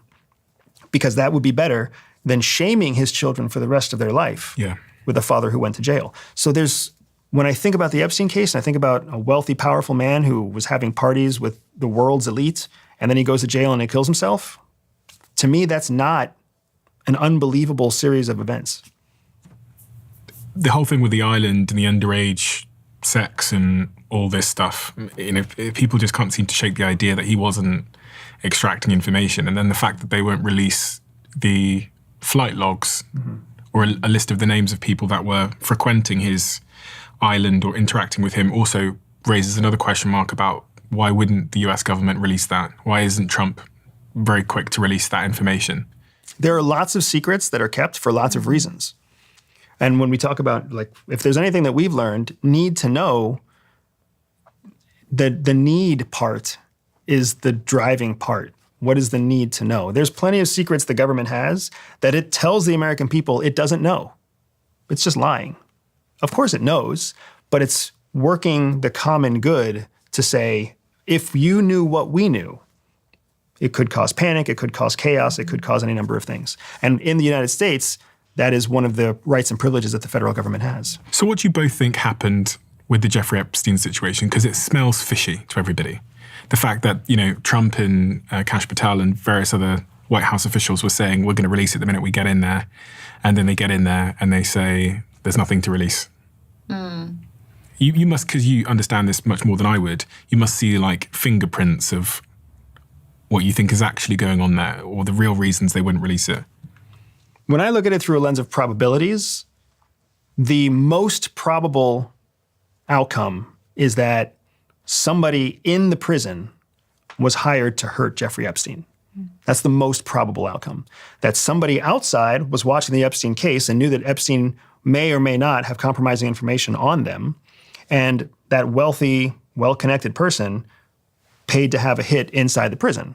That's just, to me, that's the most probable result of things happening. That explains the missing evidence, that explains the videotapes, that explains the stories inside of prison where nobody can see what's going on. Also, that's the most vulnerable place for Epstein to have been neutralized. That's how we would have run an operation. But why wouldn't the government release that? Why wouldn't they say a prisoner killed him?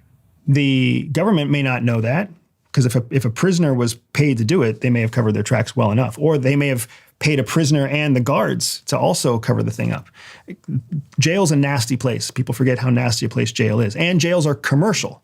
They're not federal for the most part. So it's a commercial business that has all sorts of plausible deniability that a federal business or a federal organization, federal building doesn't have. So that's, to me, that's the most probable series of events.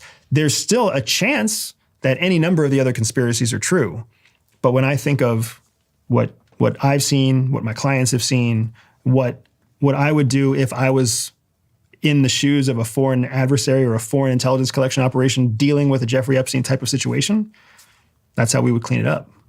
There was a press conference the other day where the reporters asked the Trump administration, does the Department of Justice have any indication that Jeffrey Epstein was working with the US or a foreign intelligence agency, or was he a spy of some kind? And Pam Bondi, who works in the Trump administration, said, to him being an agent, I have no knowledge about that. We can get back to you on that.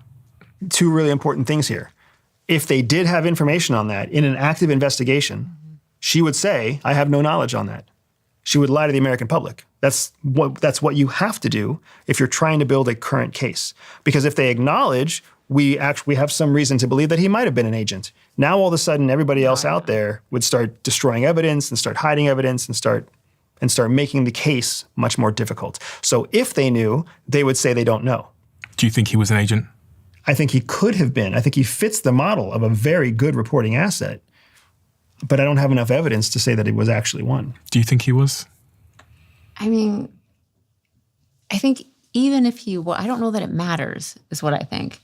Like, even if he was, that doesn't mean that it's connected, because he was a lot of things. So I think people are focused on it because it's interesting. Yeah. Because it would be interesting if he was, and it would be interesting if there was this conspiracy.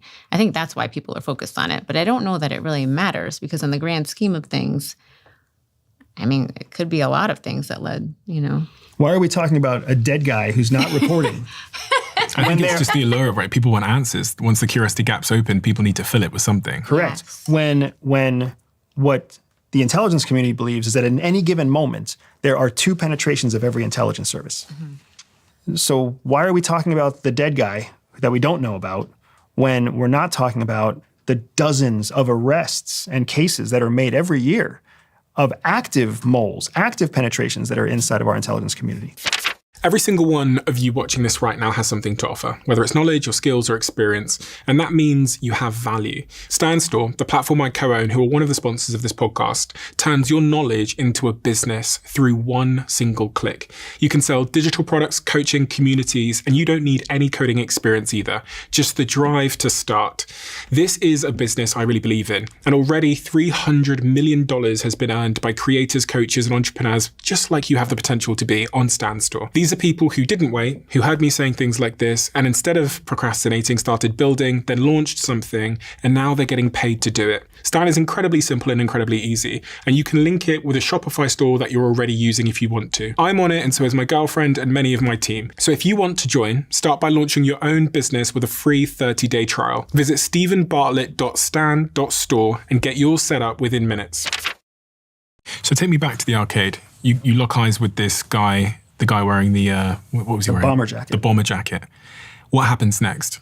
Once I realized that we had both made the same mistake, he darted off in one direction, and I felt burned. Burned is the term that we use whenever we are spotted, identified as trained intelligence officers.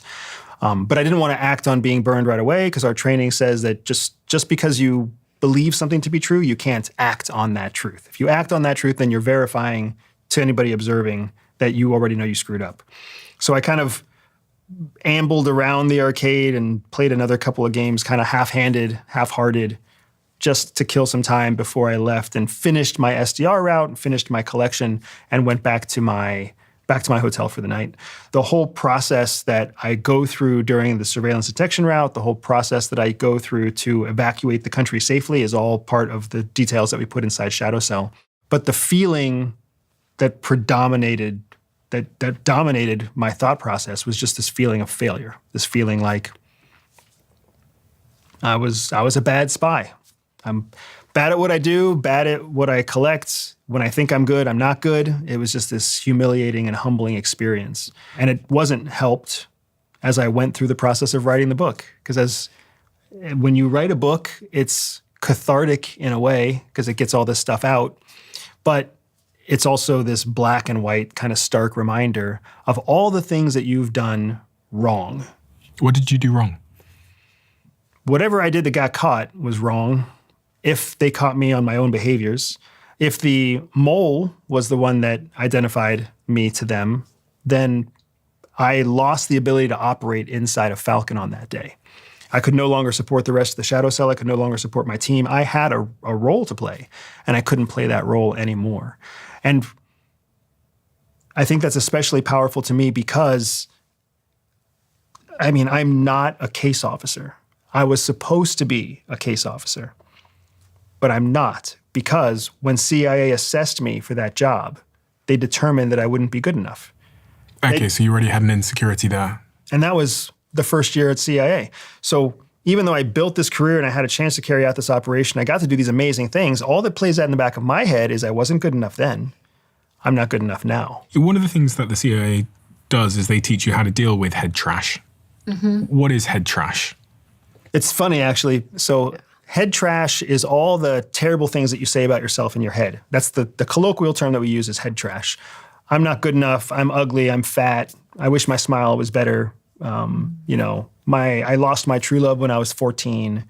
Whatever, right? My parents didn't love me because I wasn't a good enough kid. Whatever it was, all those things are head trash. They're subjective thoughts that you have because of your experience that don't have any basis in objective reality. CIA teaches us how to deal with that to a point. They teach us how to counter that when we are operationally active so that we don't get distracted by the head trash going on. This is what happened whenever I first knew I was under surveillance. They teach you how to handle stress, mitigate cortisol levels in your bloodstream, lower your heart rate so that you can get back to the task at hand. How do they do that?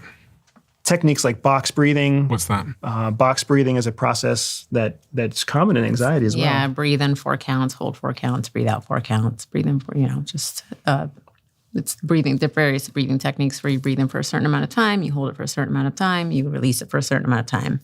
And the goal there is to reduce your heart rate, to reduce your blood flow, to reduce the speed at which the cortisol that's being released from your brain gets spread to the rest of your body. So you can start to take back your physiological movements and actions in a hope that it also brings back your cognitive functions and capabilities. So the visualization process, just like when you're meditating and you visualize a victory if you're a professional athlete, or if you visualize a beach if you're stressing out at work, like you can visualize your way through an operational sequence to get yourself back to a place where you're in control. So they teach us how to deal with that head trash, but what's really interesting is CIA relies on loyalty in its people to keep them at CIA. Because the worst thing for CIA is for a CIA officer to realize how capable they actually are. Because when that officer realizes how smart, how capable, how resilient, how resourceful they really are, that person can leave CIA and go do amazing things.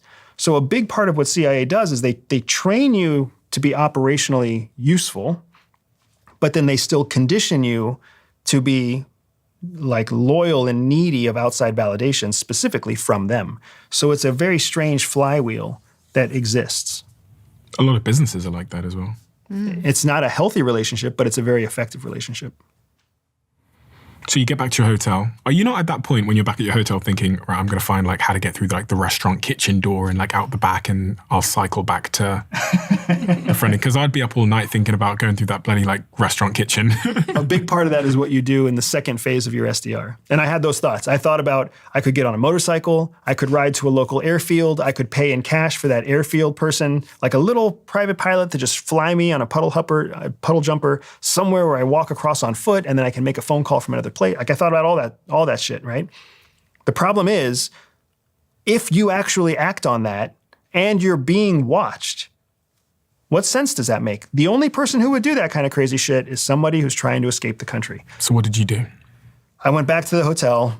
My plan was to literally just leave, was to walk across the border like any other law-abiding citizen and just evacuate. Walk across the border? Fly. To leave like anybody else would leave, and just gamble that they're not going to take me down. Right? Just gamble that I'm going to be more boring than they will be confident, and that before they arrest Alex Hernandez and make some sort of public international incident, they're going to think twice and they're going to let me just leave. What actually happened? So what actually happened is I get back to the hotel. I don't really sleep at all. I try to use sleep techniques to get me to sleep, because I am certain that at any given time, someone's going to burst through the door and just take me down, because they already know I'm changing my flight. They already know I'm updating my itinerary. I've made all the phone calls. I've worked it through my company, right, my cover company, to get me home early. So I'm just waiting for someone to break in. They never break in. I go to the airport the next day, and on the path to the airport, I'm looking for surveillance, and I'm surveillance free. And I get to the airport first thing in the morning, and I'm waiting, and like every step, I'm waiting for someone to jump out of the dark shadows and take me down and drag me off to prison. And it just doesn't happen until I get to the first entry point for the airport. I show my passport, I show my ticket, and then they move me into secondary. Secondary meaning where you try to leave a country and the Border Patrol says that you can't leave through the main gate. You have to go through a second round of interview.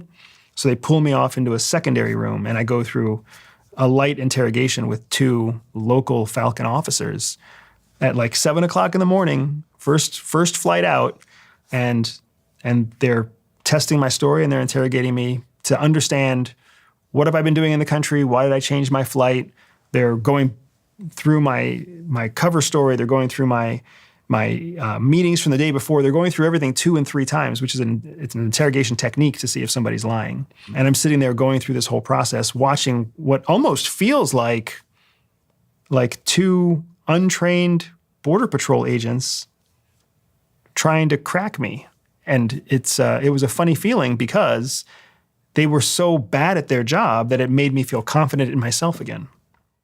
Are you trained on how to deal with those situations in terms of body language and how you speak? And Absolutely. CIA trains us on how to deal with interviews, how to deal with interrogations, and even how to deal with actual capture and strategic, almost like enhanced interrogation, like what we do call torture here in the United States. And so from your training, what were you implementing at that moment in time?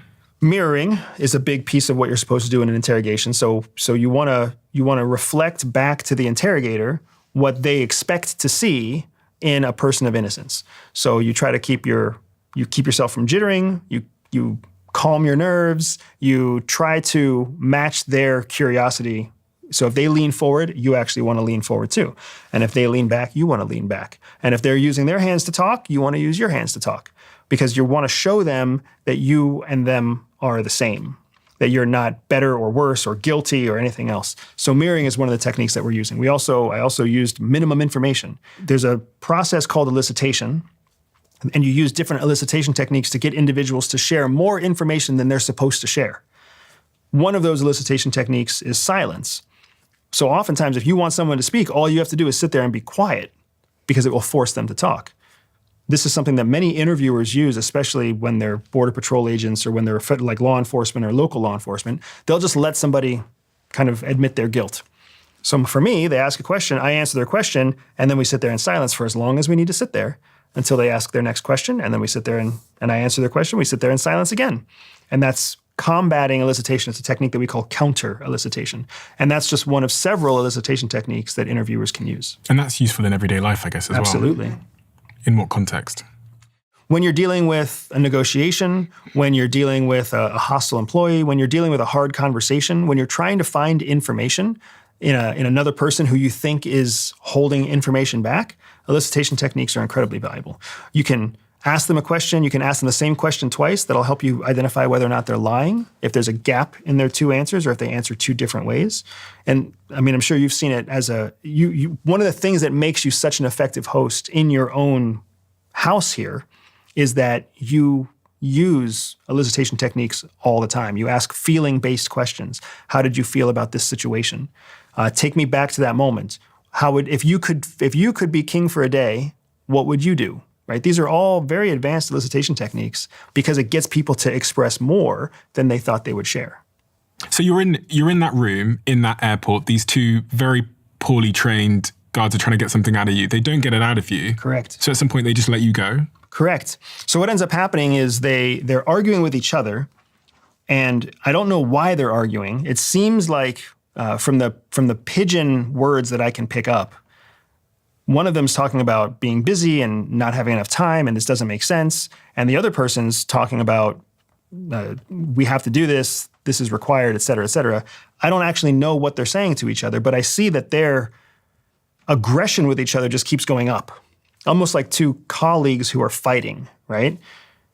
But at the end of the day, they couldn't hold me without either releasing me back to my plane or moving me into a place where they were going to retain me long term. So when faced with that kind of decision, they released me back to my plane. And then the biggest stress that I had was not running to my plane, because as soon as they let me out of the secondary interview, all I wanted to do was like haul ass to my plane, get on my plane and feel safe. But I had to continue to show that I was not a trained officer. And at this point, Jihi, how are you feeling back in the friendly country? So at this point, I still have no idea what's happening. By the time I hear from him, he is in the cutout country on his way back. So I know he's left me a voicemail, and I know he's out of Falcon, the enemy country, which is great, but I know he's in that third country. So I'm like, okay, he should be on his way home. But until then, I mean, all of this that he was going through, I didn't find out until he actually returned home. And then I hear this story and I'm like, what the hell? like this is absolutely like our worst nightmare, like what we did not want to happen. And so immediately we were like, we go into action. Like first it's like, I'm so happy you're home. And then the next thing is, how did this happen? And we just start taking action into, investigating, like, did we do something wrong? Like, is there any mistake that we could have made? And we have to research and go back through all of our own stuff. And, and then we have to make the assessment of, can Andy ever go back in? Was this really what we think it was? Or, is he safe is his alias safe? And then we have to make those. And what was your assessment? Did you think he could go back in? No. It was too risky. Yeah, we assessed that Alex Hernandez was burned. Was burned, yeah. And we assume... Alex Hernandez being your undercover spy name. Correct. The alias, yeah. The operating alias that we used. And we assume that the cutout country, the third country that Alex was traveling through, so anytime Falcon wanted to track Alex, they would track him back to that third country. Alex would even use the Falcon airline to fly back and forth between the third country and Falcon, specifically so that if Falcon intelligence ever suspected Alex, they would feel that much more comfortable knowing that they had flight manifests on him going back to a third country. So we just assumed from our study that Alex was fully burned, that the mole had come across either Alex's operational history or the mole had come across my true name operational history and tied me to Alex. Whichever one it was, Alex was burned. But we also assessed that everybody else who had been traveling to Falcon through the cell was still safe. Mm-hmm. So you assessed that your shadow cell, which was your team in the friendly country, were all fine. Yeah. But Alex Hernandez, which was your alias, could no longer be used. Correct. And that was how the cell was built. The cell was built where Alex Hernandez was the tripwire, where the first person to be compromised would be Alex, and that would be the forewarning to everybody else so they could start to turn up their operational security. So does that mean it's game over for you? For me, in Falcon, it's game over. I can never go back. I can never go back in my true name. I can never go back in an alias name. All of my biometrics, meaning my fingerprints, my eye prints, like all of that is most likely compromised. All of Alex Hernandez, everything that I carried on me, all the digital platforms that I carried on me, which were all air-gapped and isolated to just Alex, all of those things we have to assume have been collected and synthesized and reverse engineered. And you were running a real fake business, right? Well, yeah, I was a middle manager. I was a middle manager in the very fake business. Oh, you're a middle manager, and that was a business set up by the CIA. Okay. So is that in part why you both decided to leave the CIA?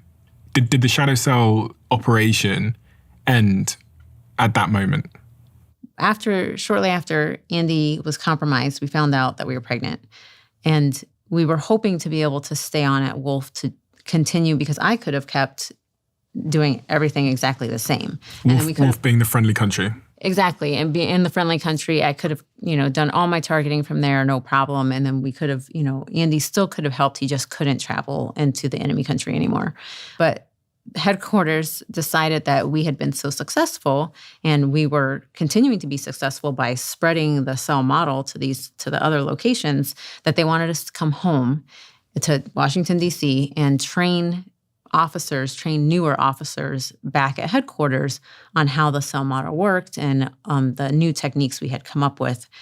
The worst part is we had a conversation about what meant more to us, CIA or family. And without saying it, we were both landing on CIA. And we started thinking, how do we not give up CIA to have a family? So we approach the agency and we tell them, that we have this idea. If you'll put us on light duty, just give us some cush job for like 4 years. We'll pump out our second baby. We'll get our first one old enough to go to school. We'll get our second one old enough for a nanny. And then you can throw us back into the fray. They do that for other officers when they're not successful officers. But when you're a successful officer, they have different plans and they try to just push you and push you and push you. So they rejected our offer and they said no to soft duty. And they put us back and they told us, Jihee's going to go to this office and do this very sensitive thing, and you're going to go do this other very sensitive thing, and your family's not our problem. And it was at that moment, I think, that we both realized CIA is never going to let us focus on a family. We're always going to be focused on the mission. That's what their job is. That's their number one purpose. Where if our number one purpose is to be parents, we need to make a change. What did the shadow cell accomplish in terms of the information or strategic objectives that it accomplished? So the shadow cell really did do what we started out, what the mission really did complete the mission that we started out to do. And that was to find new intelligence sources. And we were really successful in doing that. And it accomplished its secondary goal. We didn't know the effectiveness that the shadow cell had in ferreting out the mole until after we had left CIA. We found out that the mole that we had been plagued by was actually arrested by FBI in, I think it was 2019. It was later. So, but the case file that had identified that mole started all the way back with our operations. So it was successful in ferreting out the mole. It was successful in building new intelligence sources inside of Falcon. It was successful in maintaining the United States' intelligence advantage against this adversary at a time when all of our other operations were compromised by the mole. I think what Jihee's talking about is a completely unexpected benefit in that our model seems to have become the foundation for a massive restructuring at CIA in 2014, just 2 years after our cell model. When I escaped Falcon, 2 years after that, John Brennan, then director of CIA, rolled out an entire reorganization of CIA that was based off of the same cell model that we had built. Was this the mole? we cannot confirm or deny anything about the mole. I will say this, that if you research the time that man was arrested, you'll find 2 other people who were also CIA moles at the same period of time. Same period of time. So the work that you did overseas, you believe helped lead to the capture of this mole? The work that we did overseas, we believe, helped capture the mole that Falcon House was out to capture. And do you believe that the mole leaked secrets to the enemy country that ended up being the reason why they knew that you were a spy? That was the assessment that we reached inside our own cell, as well as what the Counterintelligence Center, which is the covert espionage group that Jihi was talking about earlier, their conclusion of the facts was the same, that we did not make any error in our operations. There was no compromise in my behavior, no compromise in my operations, no compromise of our systems or our communication methods, that the only way that Falcon could have found out about me was through a leak from the mole. How did the mole get caught in the end? What did they do wrong? It's a great question. So FBI created a sting operation based off of the intelligence that we were able to collect through our operations that brought the mole out. So FBI created a series of sting operations where they baited the mole into coming back onto American territory. And when the mole stepped foot on American territory, they had enough of a legal case that they could arrest him at the airport and then prosecute him in a court of law. And what was discovered about the mole and the work that they were doing and how long they were doing it for and what they were being paid or given to do to snitch on the United States? So the details that I know we can share, they were paid hundreds of thousands of dollars. They were not paid into the millions, but they were paid hundreds of thousands of dollars to provide information on operations, officers, assets, locations. They were witting, meaning they knew that they were working with a foreign intelligence agency. They didn't believe they were working with a company. They didn't believe they were working for a research institute. They knew they were working with a known foreign intelligence organization, and that the original ally who gave us the information about the mole, that original ally actually also retained incriminating data on the behaviors of that person that were shared with the Department of Justice. And so this was an individual who was in the CIA who was approached by this enemy country, and the enemy country said to him, if you give us secrets on what the CIA are doing against us, then we'll give you hundreds of thousands of dollars. We'll give you something. We'll give you cash at least as part of it. We may also give you other things. Here's the nasty thing about espionage is cash is usually only one of several rewards. There's also operations where the cash is there so that when you're arrested, your country that arrests you believe that that's what your motivation was, while all of your real money is kept in a separate account that's saved within the actual currency of the country that you're serving. So this person, they were in the CIA as a mole, leaking secrets about the CIA. They then left at some point, and then the FBI set up a trap to get them to come back. Correct. When they left, did they go to the adversarial country? We can't confirm those details because to confirm those details starts to give more insight into who the mole was. Okay, but they managed to, because I was just wondering if the enemy countries offer them like lifetime protection or something. They do. So your enemy countries will offer you lifetime protection. They'll offer you multiple generations worth of payment. So even if you're arrested, don't worry, your kids will be taken care of and their kids will be taken care of. You've got citizenship, like the case of Edward Snowden, who's received citizenship. Sometimes they offer rewards and accolades in their own home country. There's a number of very strange and compelling offers that come about from foreign intelligence services. When you think about a double agent, when you think about a spy who turns on their own country, it's less about thinking that they're paid to do it. Spies aren't motivated usually by money. We weren't motivated by money. We're motivated by that very unhealthy relationship where you have to be validated by somebody else. And that same environment that CIA creates, where all of its internal officers have to be able to fight their own head trash, but still seek validation from within their organization, that unhealthy relationship is something that can be compromised. And a foreign intelligence service can find an intelligence officer and fill that void for them and validate for them and say, you're talented and you've got promise and you've got potential and we see it, and your own home service doesn't understand how important you are and your own home service doesn't understand how valuable you are. If you'll help us with this, we can reward you with money, we can reward you with citizenship, we can reward your children with future residency and with college, and we can make you a very wealthy person, all the things that you worked for that your country would never give you. Did the mole admit that they had been a mole? I do not believe so.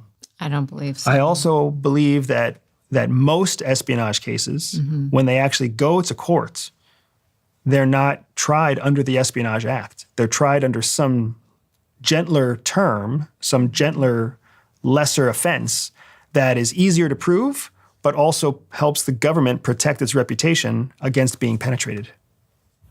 So this individual, they left the CIA, flew to this other country, they came back and they tried to rejoin the CIA to get more information. Well, they tried to rejoin a federal agency, and that was how the FBI was able to lure them, and how they were also able to for an interview. Yeah, for an interview, and how they were able to get them on American soil. Interesting. So I do want to share that your curiosity right now is a major issue with CIA, because they already know that very smart people out there are going to know that there must be a way to reverse engineer the whole story. To find out who is Falcon, or to find out where is Falcon, to find out where is Wolf, to find out who is the mole, right? And what's fascinating is that we have put every effort that we can into the story to make sure that it's not traceable, because CIA had several penetrations at the same time during our tenure at CIA. And that's both depressing and encouraging, because it's encouraging in that it shows that what we were doing was parallel to what many other officers were doing. We wrote the book Shadow Cell, but that doesn't mean we were the only two people that were tapped on the shoulder to carry out experimental new operations. They could have asked 5, 7, 12 other people to go carry out new operations to try to ferret out this multi-penetration of CIA at the time. But it's also discouraging because it's one of those areas that keeps these stories from being shared, because CIA doesn't want the world to know that it was penetrated by multiple people. It doesn't want the world to know who those people were. If it did, it would have disclosed this long ago. Well, obviously my research team tried to figure out who it was. And the Diary of a CEO research team is not a team to take lightly, so I'm a little bit afraid to hear their conclusions. Well, based on our own research, we thought that the mole was likely Jerry Chung Sing Lee, who spied for China around the time of the book. Jerry began spying for China after leaving the CIA, then tried to rejoin the agency, was allowed to leave the country by the FBI, and was then arrested in 2018 at the airport when he returned to the USA. Just like the mole in the book. But it also says here, Andrew will not comment on whether he is actually the mole or not. So there's no point asking you if he is the mole. Have you ever been to China? We are under legal obligation to neither confirm nor deny the results of your research team, but also the results of anybody else's research if they reach out to us and ask for confirmation on who the mole may or may not be. Has being in the CIA changed the way that you view reality and human beings? Oh, yeah. In what ways? Very much so. I love this question, and I really want you to be honest. Can you please share with Steve how you went from your college beliefs to your post-CIA beliefs? So when I worked with refugees, that was my first big turning point, that humans can be really nasty. Like, I grew up Buddhist, and so it was always like, humans have the potential to be amazing. And I agree, that's true. But when I worked with refugees, I realized that humans can be horrible. And I worked with Bosnians, and I worked with refugees from Rwanda, where, their neighbors literally turned on them. People who they had grown up with, literally the next day came over with a machete or came over with a gun and killed their family members and chased them through forests or through whatever. And that can happen anywhere. That was the first time that I realized that anytime somebody says that can't happen here, that's a lie. That can happen anywhere. None of those people ever thought, oh yeah, that could happen here. None of those people ever thought that. People always think that can't happen here. My neighbor would never do that to me. And that's not true. And then when I worked for CIA, that compounded the sense of like the world behind the scenes is a dangerous place. And you can't fully, I sound horrible saying these things, you can't fully trust anybody. I mean, the reason I'm with Andy is because I trust Andy 100%. But he might be the only person that I trust everything that comes out of his mouth. Yeah, you only trust me like 98%. Well, yeah, but I know I can get that other 2% out of you. That's why. So, you really, you always have to understand that people are a combination of good and bad. And while I would like to think that people would always try to err to the good, I always have to keep in mind that people have a bad side to them, and there's any set of circumstances that could trigger that. Do you think we're in one such moment? I think we're always in a moment. I think some part of the world is always in that moment. What about the United States? Because I know Andy said when we had the conversation the other day that he was going to try and leave the United States before 2026. Well, it's not just me alone leaving. Yeah. Yeah. Well, maybe we have different motivations. I don't know. Are you staying, Jihi? Because he says he's leaving. I've been the one who's been pushing to leave for years. Why?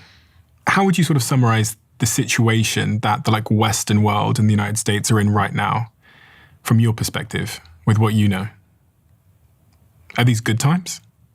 Jihi's was born in Venezuela. What was Venezuela like in the 80s?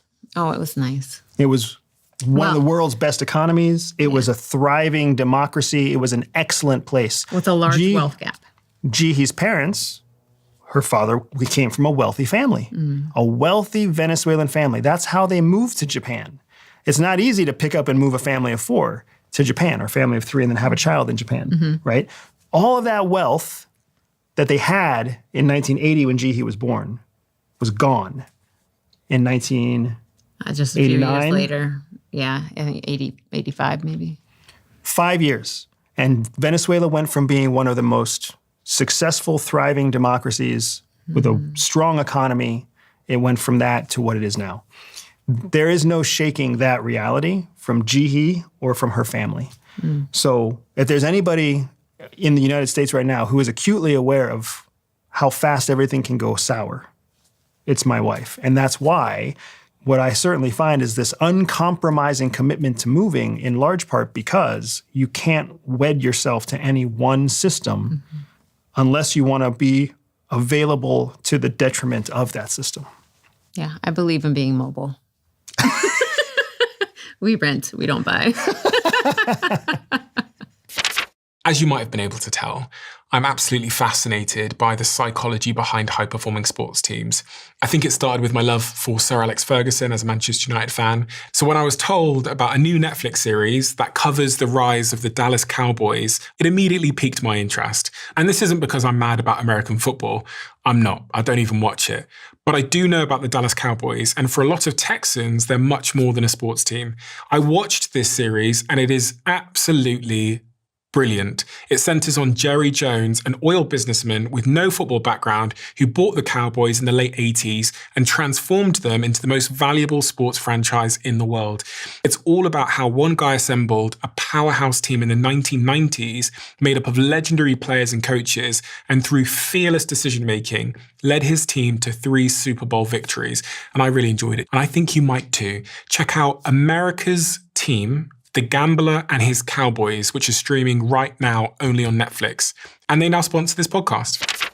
I've just invested millions into this and become a co-owner of the company. It's a company called Ketone IQ, and the story is quite interesting. I started talking about ketosis on this podcast and the fact that I'm very low carb, very, very low sugar, and my body produces ketones, which have made me incredibly focused, have improved my endurance, have improved my mood, and have made me more capable at doing what I do here. And because I was talking about it on the podcast, a couple of weeks later, these showed up on my desk in my HQ in London, these little shots. And oh my God. The impact this had on my ability to articulate myself, on my focus, on my workouts, on my mood, on stopping me crashing throughout the day was so profound that I reached out to the founders of the company, and now I'm a co-owner of this business. I highly, highly recommend you look into this. I highly recommend you look at the science behind the product. If you want to try it for yourself, visit ketone.com/Stephen for 30% off your subscription order, and you'll also get a free gift with your second shipment. That's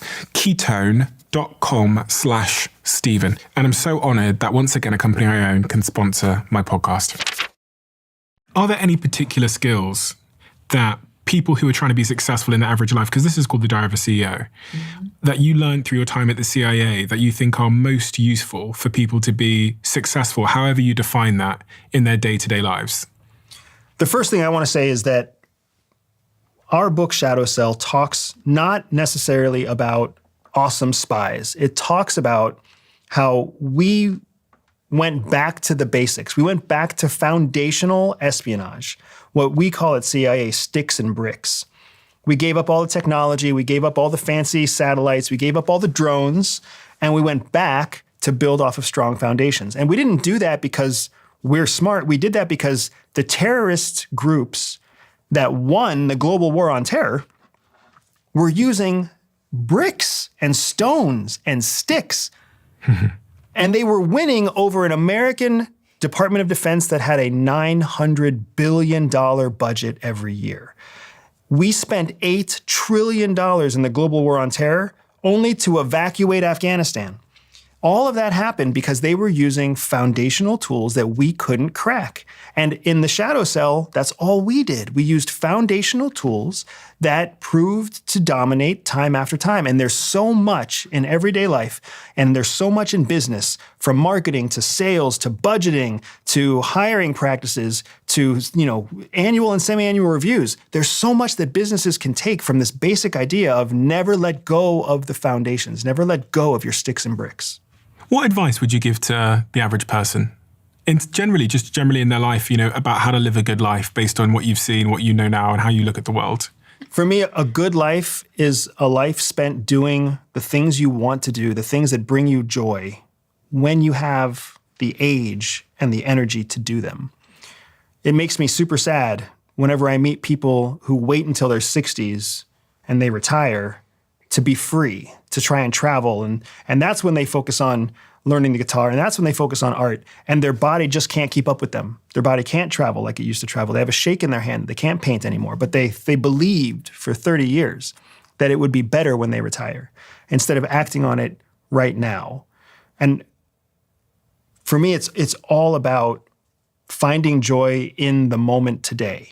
My son is 12. He plays chess now. He wants to play video games with me now. He wants to go deep into details about his favorite manga comics right now. All of that could be different in 5 days. My daughter is 7, doing handstands and doing cartwheels, and all she wants is for daddy to give her a shoulder massage at night and tell embarrassing stories about my childhood to her while she falls asleep. That's what she wants now. All that could be gone and never come back in 6 months. I have to do it now. If I don't do it now, it'll never happen. I won't be able to wait until I'm wealthy. I won't be able to wait until I sell a company. I won't be able to wait until I retire and then try to get these moments back now. So what can I do? I ask myself every day, what can I do right now to maximize the joy that I get right now? Because it's not just my joy that's happening, it's also the joy that I'm giving to the people who want my time and space, my wife, my kids, my peers, my clients. What can I do to bring joy to myself will bring joy to others? Why does that matter so much, Joe? I can see it in your face. My life is filled with people who failed to figure that out. My life is filled with a mother who kept waiting to do the things that she wanted to do, and now she still doesn't get to do it. And grandparents who retired poor, and family members who retired poor, and people who died early, and people who got hurt and can't walk. And I called your mother. We spoke to your mother. Did you call my mom? Yeah, and when I asked her this question, I said to your mother, I said, what's your relationship like with Andy? And she burst into tears. Did she really? She went on to say how proud she was of you, but it was telling that she burst into tears when she was asked that particular question. That's awesome. I'm I'm glad that you called her. I talk to Jihi about this often because I never had a relationship with my father. And my relationship with my stepfather was very bad. I go into some of that in the book as well. And I, as an adult, only project negative assumptions on what they must have intended because that's what I was shaped to believe as a child. I can't confidently project positive expectations on them because as a child, I never believed they were doing anything positively. I believed my mom was career focused, and I believed that my mom didn't really want to be a mom. I believed that my mom didn't really want to be married to the man she was married to, and that's what I believed as a kid. So now as an adult, that's my foundation. Jihi's foundation with her parents is completely different. Like, it's incredible now because like the disparity between my negative thoughts of my youth and Jihi's positive memories from her youth are starkly contrasted. And that's why I want to give my children something like what my wife had. And what's your answer to that, Jihi, in terms of what you want next? So when I was younger, I was brought up with this idea of a destination. So I did everything I was supposed to do. Got good grades in school, went to college, went to grad school, got a career with the federal government. It was really good. And then we left CIA. And I was like, but I had made it. Like I rode that train. I did everything I was supposed to do and I made it. So what are we doing now? And it was a really hard transition for me. But now that, we have the kids and we have our business, and I've gone through a lot of therapy, I realized that Andy has been right all along. It really is. You never know what the next moment is going to bring. And so you have to enjoy every moment that you have right now. Don't put off that trip until next year. Do it as soon as you can. Don't, like those dishes don't need to get washed right now. If your kid wants to read a book with you, like you can just put that off for a little bit. It's taken me a long time, but Andy and I are now aligned on the live every moment with as much joy as you can, because, and to my other point, you never know when shit's going to hit the fan. So enjoy it now, because you never know when you might have to, flee your house because it catches fire, or flee the country because a war breaks out, or, Getting arrested in a foreign country. Yeah, getting arrested in a foreign country. And I'm a big believer of seeing the writing on the wall. I don't think that, my advice to people is don't be complacent. Just like Andy said, don't be complacent in your business, but don't be complacent in your life either. Before World War II kicked off, there was tons of writing on the wall of what was coming. And people just kept thinking to themselves, that can't happen here. It can't get that bad, can it? Are you trying to tell me something? So the writing on the wall for Americans is that we are transitioning into something new. We will never go back to what we were. And so you either need to be a part of creating the new America, or you need to start thinking about where else you're going to go. Because the America we knew before no longer exists, and it will never come back. This is new America now. So you either take part in it or you leave. Okay, so what is old America under your definition? So old America, and I'm not that old. So, old America in my lifetime has been a series of, the government appearing to work together, the appearing to do things, to improve the lives of people, but also, I think, becoming complacent over time. Like the last several terms, we've had a strong executive that has slowly become stronger, which I don't think is the way that we should be going, but that's what's happened. And a Congress who is constantly in deadlock, so nothing is happening. And so we continue, the immigration problem. Why is the immigration problem a problem? This could have been fixed decades ago, honestly. Decide what you want for immigration. Decide what you want your policy to be, right? And the policy, clearly, I think most people agree, isn't open doors. So if it's not open doors, what do you want? And then make that policy happen.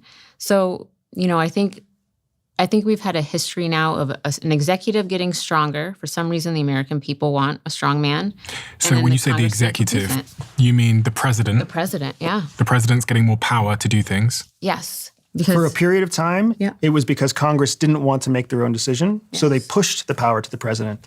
And then, in probably the last 16 years, we've seen the president take more power, execute more executive orders. So whether you like it or not, we're in a period now where there's a strong executive. When anybody gets power, it's very unlikely they're going to let it go. So do you think Trump's not going to go anywhere?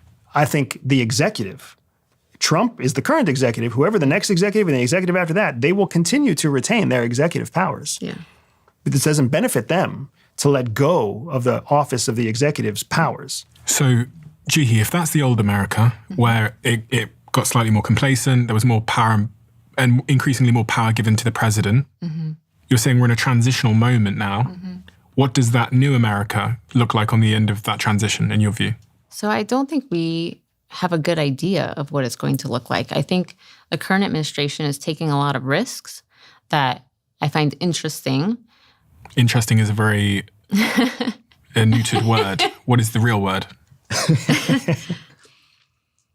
I mean, interesting is the real word because I think that he's taking a lot of risks that really break down how things have been for a long time. So, getting rid of, pulling money from Medicaid and Medicare, getting rid of USAID, transitioning from soft power to hard power. Hard power being dropping bombs on Iran. Yes. Okay. So we're giving more money to military and we're taking money away from, aid, basically.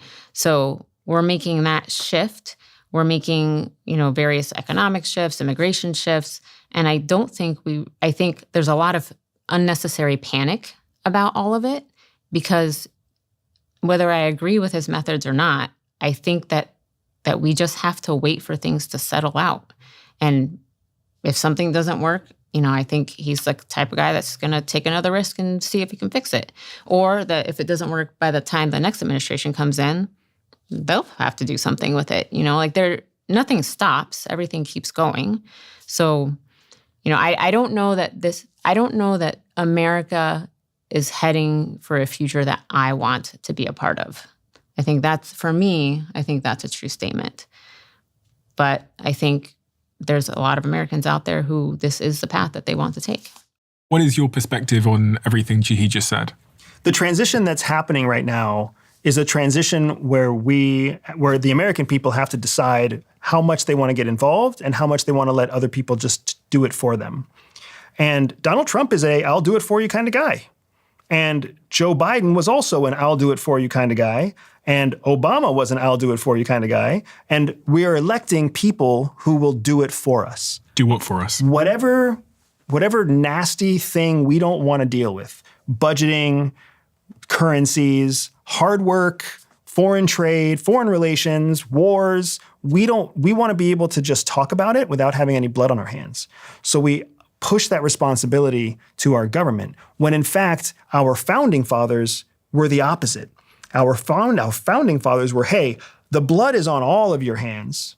You tell us what you want us to do. Do you want a revolution? Then let's go fight a revolution together. Do you want to build a new government? Then we'll build a new government together. That's how our country was supposed to be formed. So when Jihi says that we're in a transition and she doesn't know where it's going, she is accurate. We don't know what the future holds, except we know the future holds more pain, for sure. Because we will either come out of this through a painful transition that makes us better, or we will come out of this through a less painful transition that leaves us in a position that none of us want to be in. And then we're going to have to put in more pain to fix it all again. And how do you think the transition levels out? Where do you think we end up, if you had to guess? I think that we have a solid 60-40 right now. I think there's a 60% chance that we don't like where the transition ends, and then we spend 15 to 25 years fixing it again. Fixing our economy, fixing our superpower status, fixing our foreign relations, fixing our trust of our own government. I think there's a 40% chance that the decisive action Donald Trump is taking right now is adopted wide scale, and we actually stimulate our economy, get people back on the same page, and move forward in a way that keeps us one step ahead of the threats that we see from China, the disaster that we see continuing to unfold in the Middle East, the precipice that we have come up against in terms of geopolitics. There's a chance that we come out of that, but I think the dominant chance is that we don't. And I would say that that's not just my opinion. That's the opinion of economists, of economists. That's the opinion of foreign relation experts. There are multiple people out there who are all saying that our budgetary decisions, our foreign policy decisions, our military infrastructure decisions, our economic decisions are risky. Risky means there's a chance they'll work, but it's a low probability chance, not a high probability chance. In such a scenario, then the economy would be hurt, and then there'd be more wars, presumably, because if the society becomes more individualistic and focused on themselves and nationalistic, then they become more of an island. People get more paranoid. They start building. I know Trump said he's building he's calling it the Golden Dome over the United States so that he can fire any rockets out of the air if anyone attacks. And then you kind of have to unravel that and try and go the other way, potentially. Is that kind of what you're saying? I try to do as much reading as I can. I'm sure you're the same way. And one of my gifts to myself is when I read fiction. And I'm reading a book called The Left Hand of Darkness by a sci-fi legend named Ursula Le Guin. And it's a book from the 70s. And I'm reading this book, and in it she has this quote where she talks about nationalism inside the world of the science fiction planet that she's on, right? And the quote is something like, nationalism is not a product of pride, it's a product of fear. Mm-hmm. People aren't nationalistic because they're proud of what they have. They're nationalistic because they're afraid that something might take away what they have. And anytime you are driven by fear, you don't have the chance for true happiness.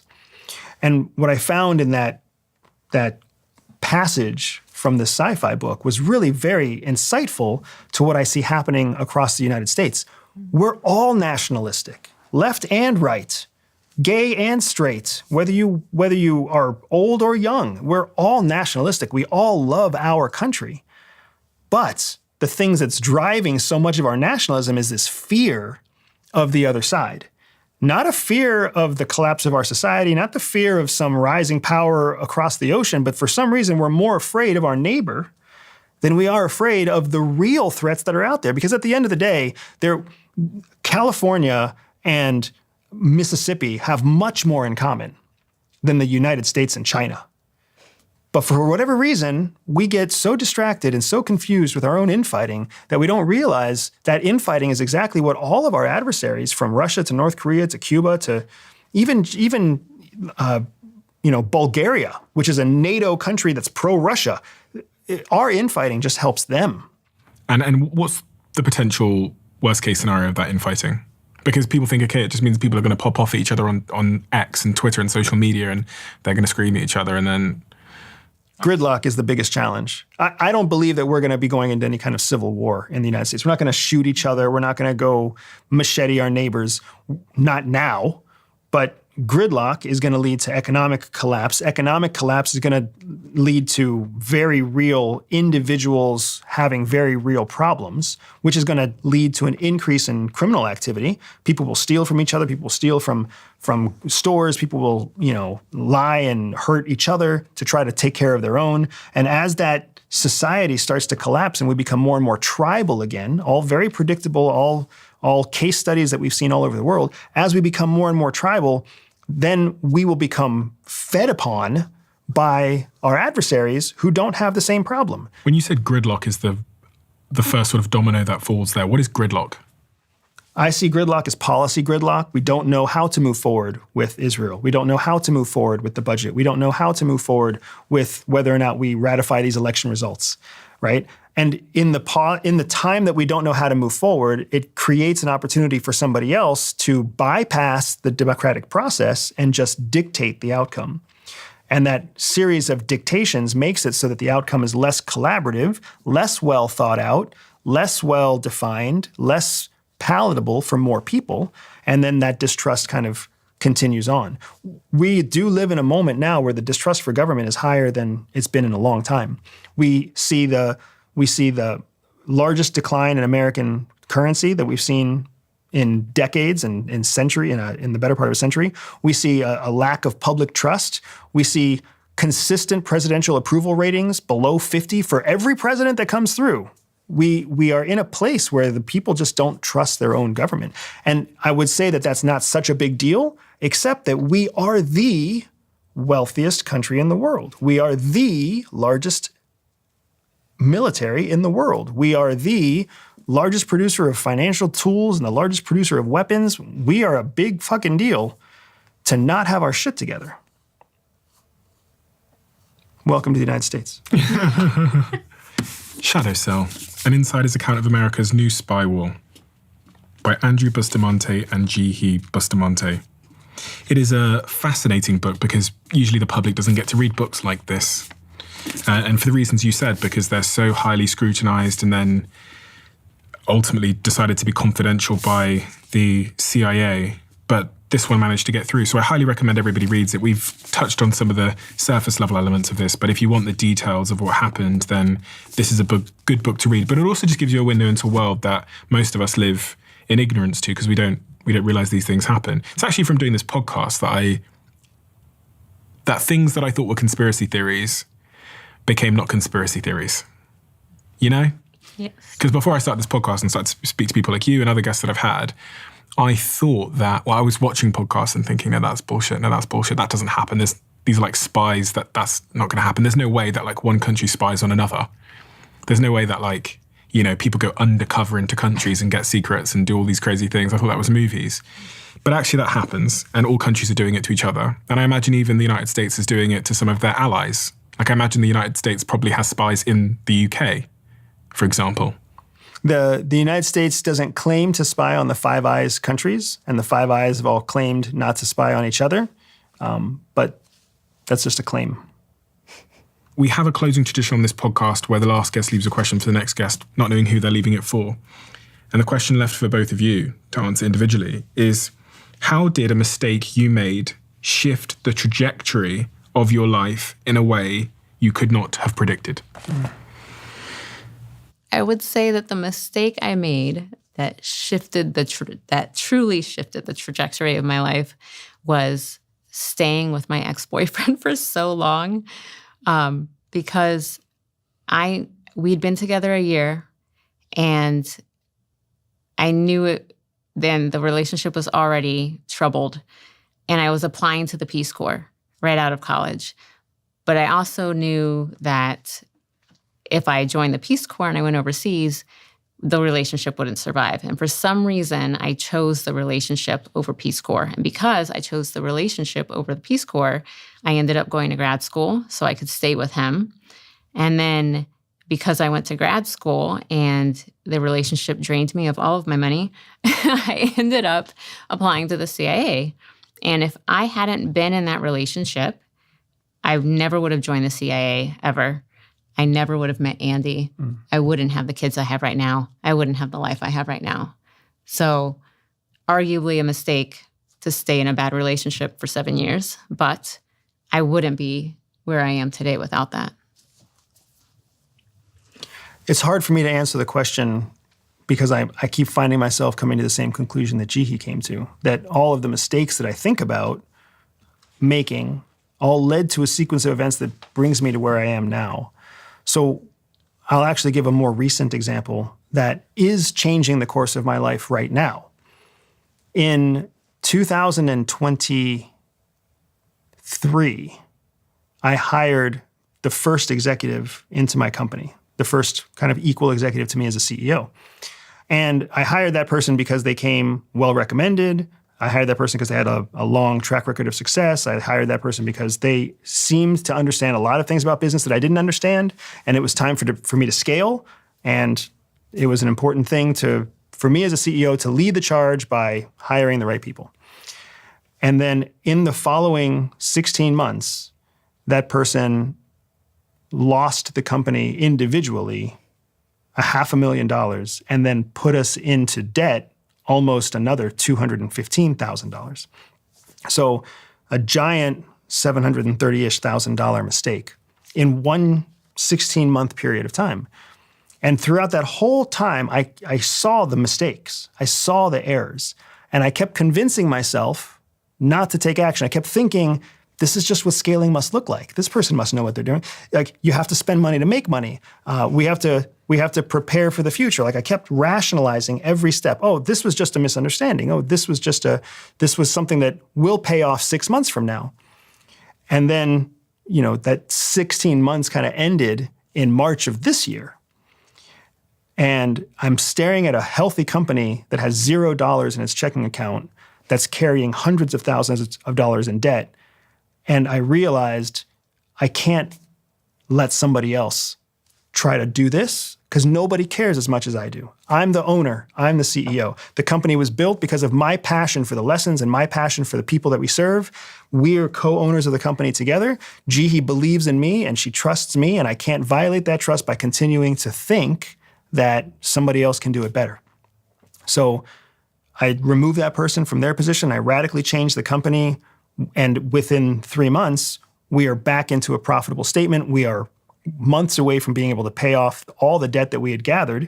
We'll never get back the money that we lost in all the failed investments, but we are on a trajectory to go in a completely different direction because I took hold of my company and made it my company again. Instead of thinking that I wasn't qualified or wasn't capable or wasn't good enough to be the CEO that built the company, why wouldn't I be good enough to be the CEO that grows the company? I think a lot of young founders can relate to that. I hear that story so often. I hear that story all the time.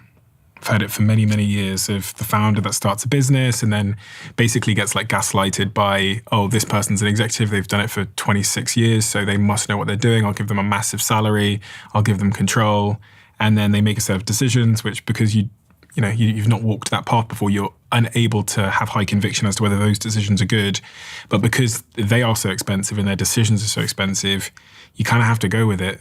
And then eventually you realize at some point that just because someone has worked in some interesting places or had some previous interesting job titles doesn't equip them for this challenge. And especially when it's a small bit, this is actually the paradox of it as well. Like the mentality of success in like big scale businesses is not the mentality of success in like a high growth startup, where you're like penny pinching. Yeah. Thank you so much. Super enjoyable hearing the story. It was actually much more captivating reading your book than I assumed it would be. And I think that's because of the level of detail you go into in the book, which you just wouldn't have come across before. So I really recommend everybody goes and read it. And thank you again for coming back here. And it's wonderful to meet you, Jihi, because I've heard about you before, but putting a face to the name is always useful. So thank you so much for being here and continue doing what you're doing, because you're opening our eyes to a world that we would otherwise not be able to see. So thank you both. Thank you, sir. Thank you. This has always blown my mind a little bit. 53% of you that listen to this show regularly haven't yet subscribed to this show. So could I ask you for a favor? If you like the show and you like what we do here and you want to support us, the free, simple way that you can do just that is by hitting the subscribe button. And my commitment to you is if you do that, then I'll do everything in my power, me and my team, to make sure that this show is better for you every single week. We'll listen to your feedback, we'll find the guests that you want me to speak to, and we'll continue to do what we do. Thank you so much.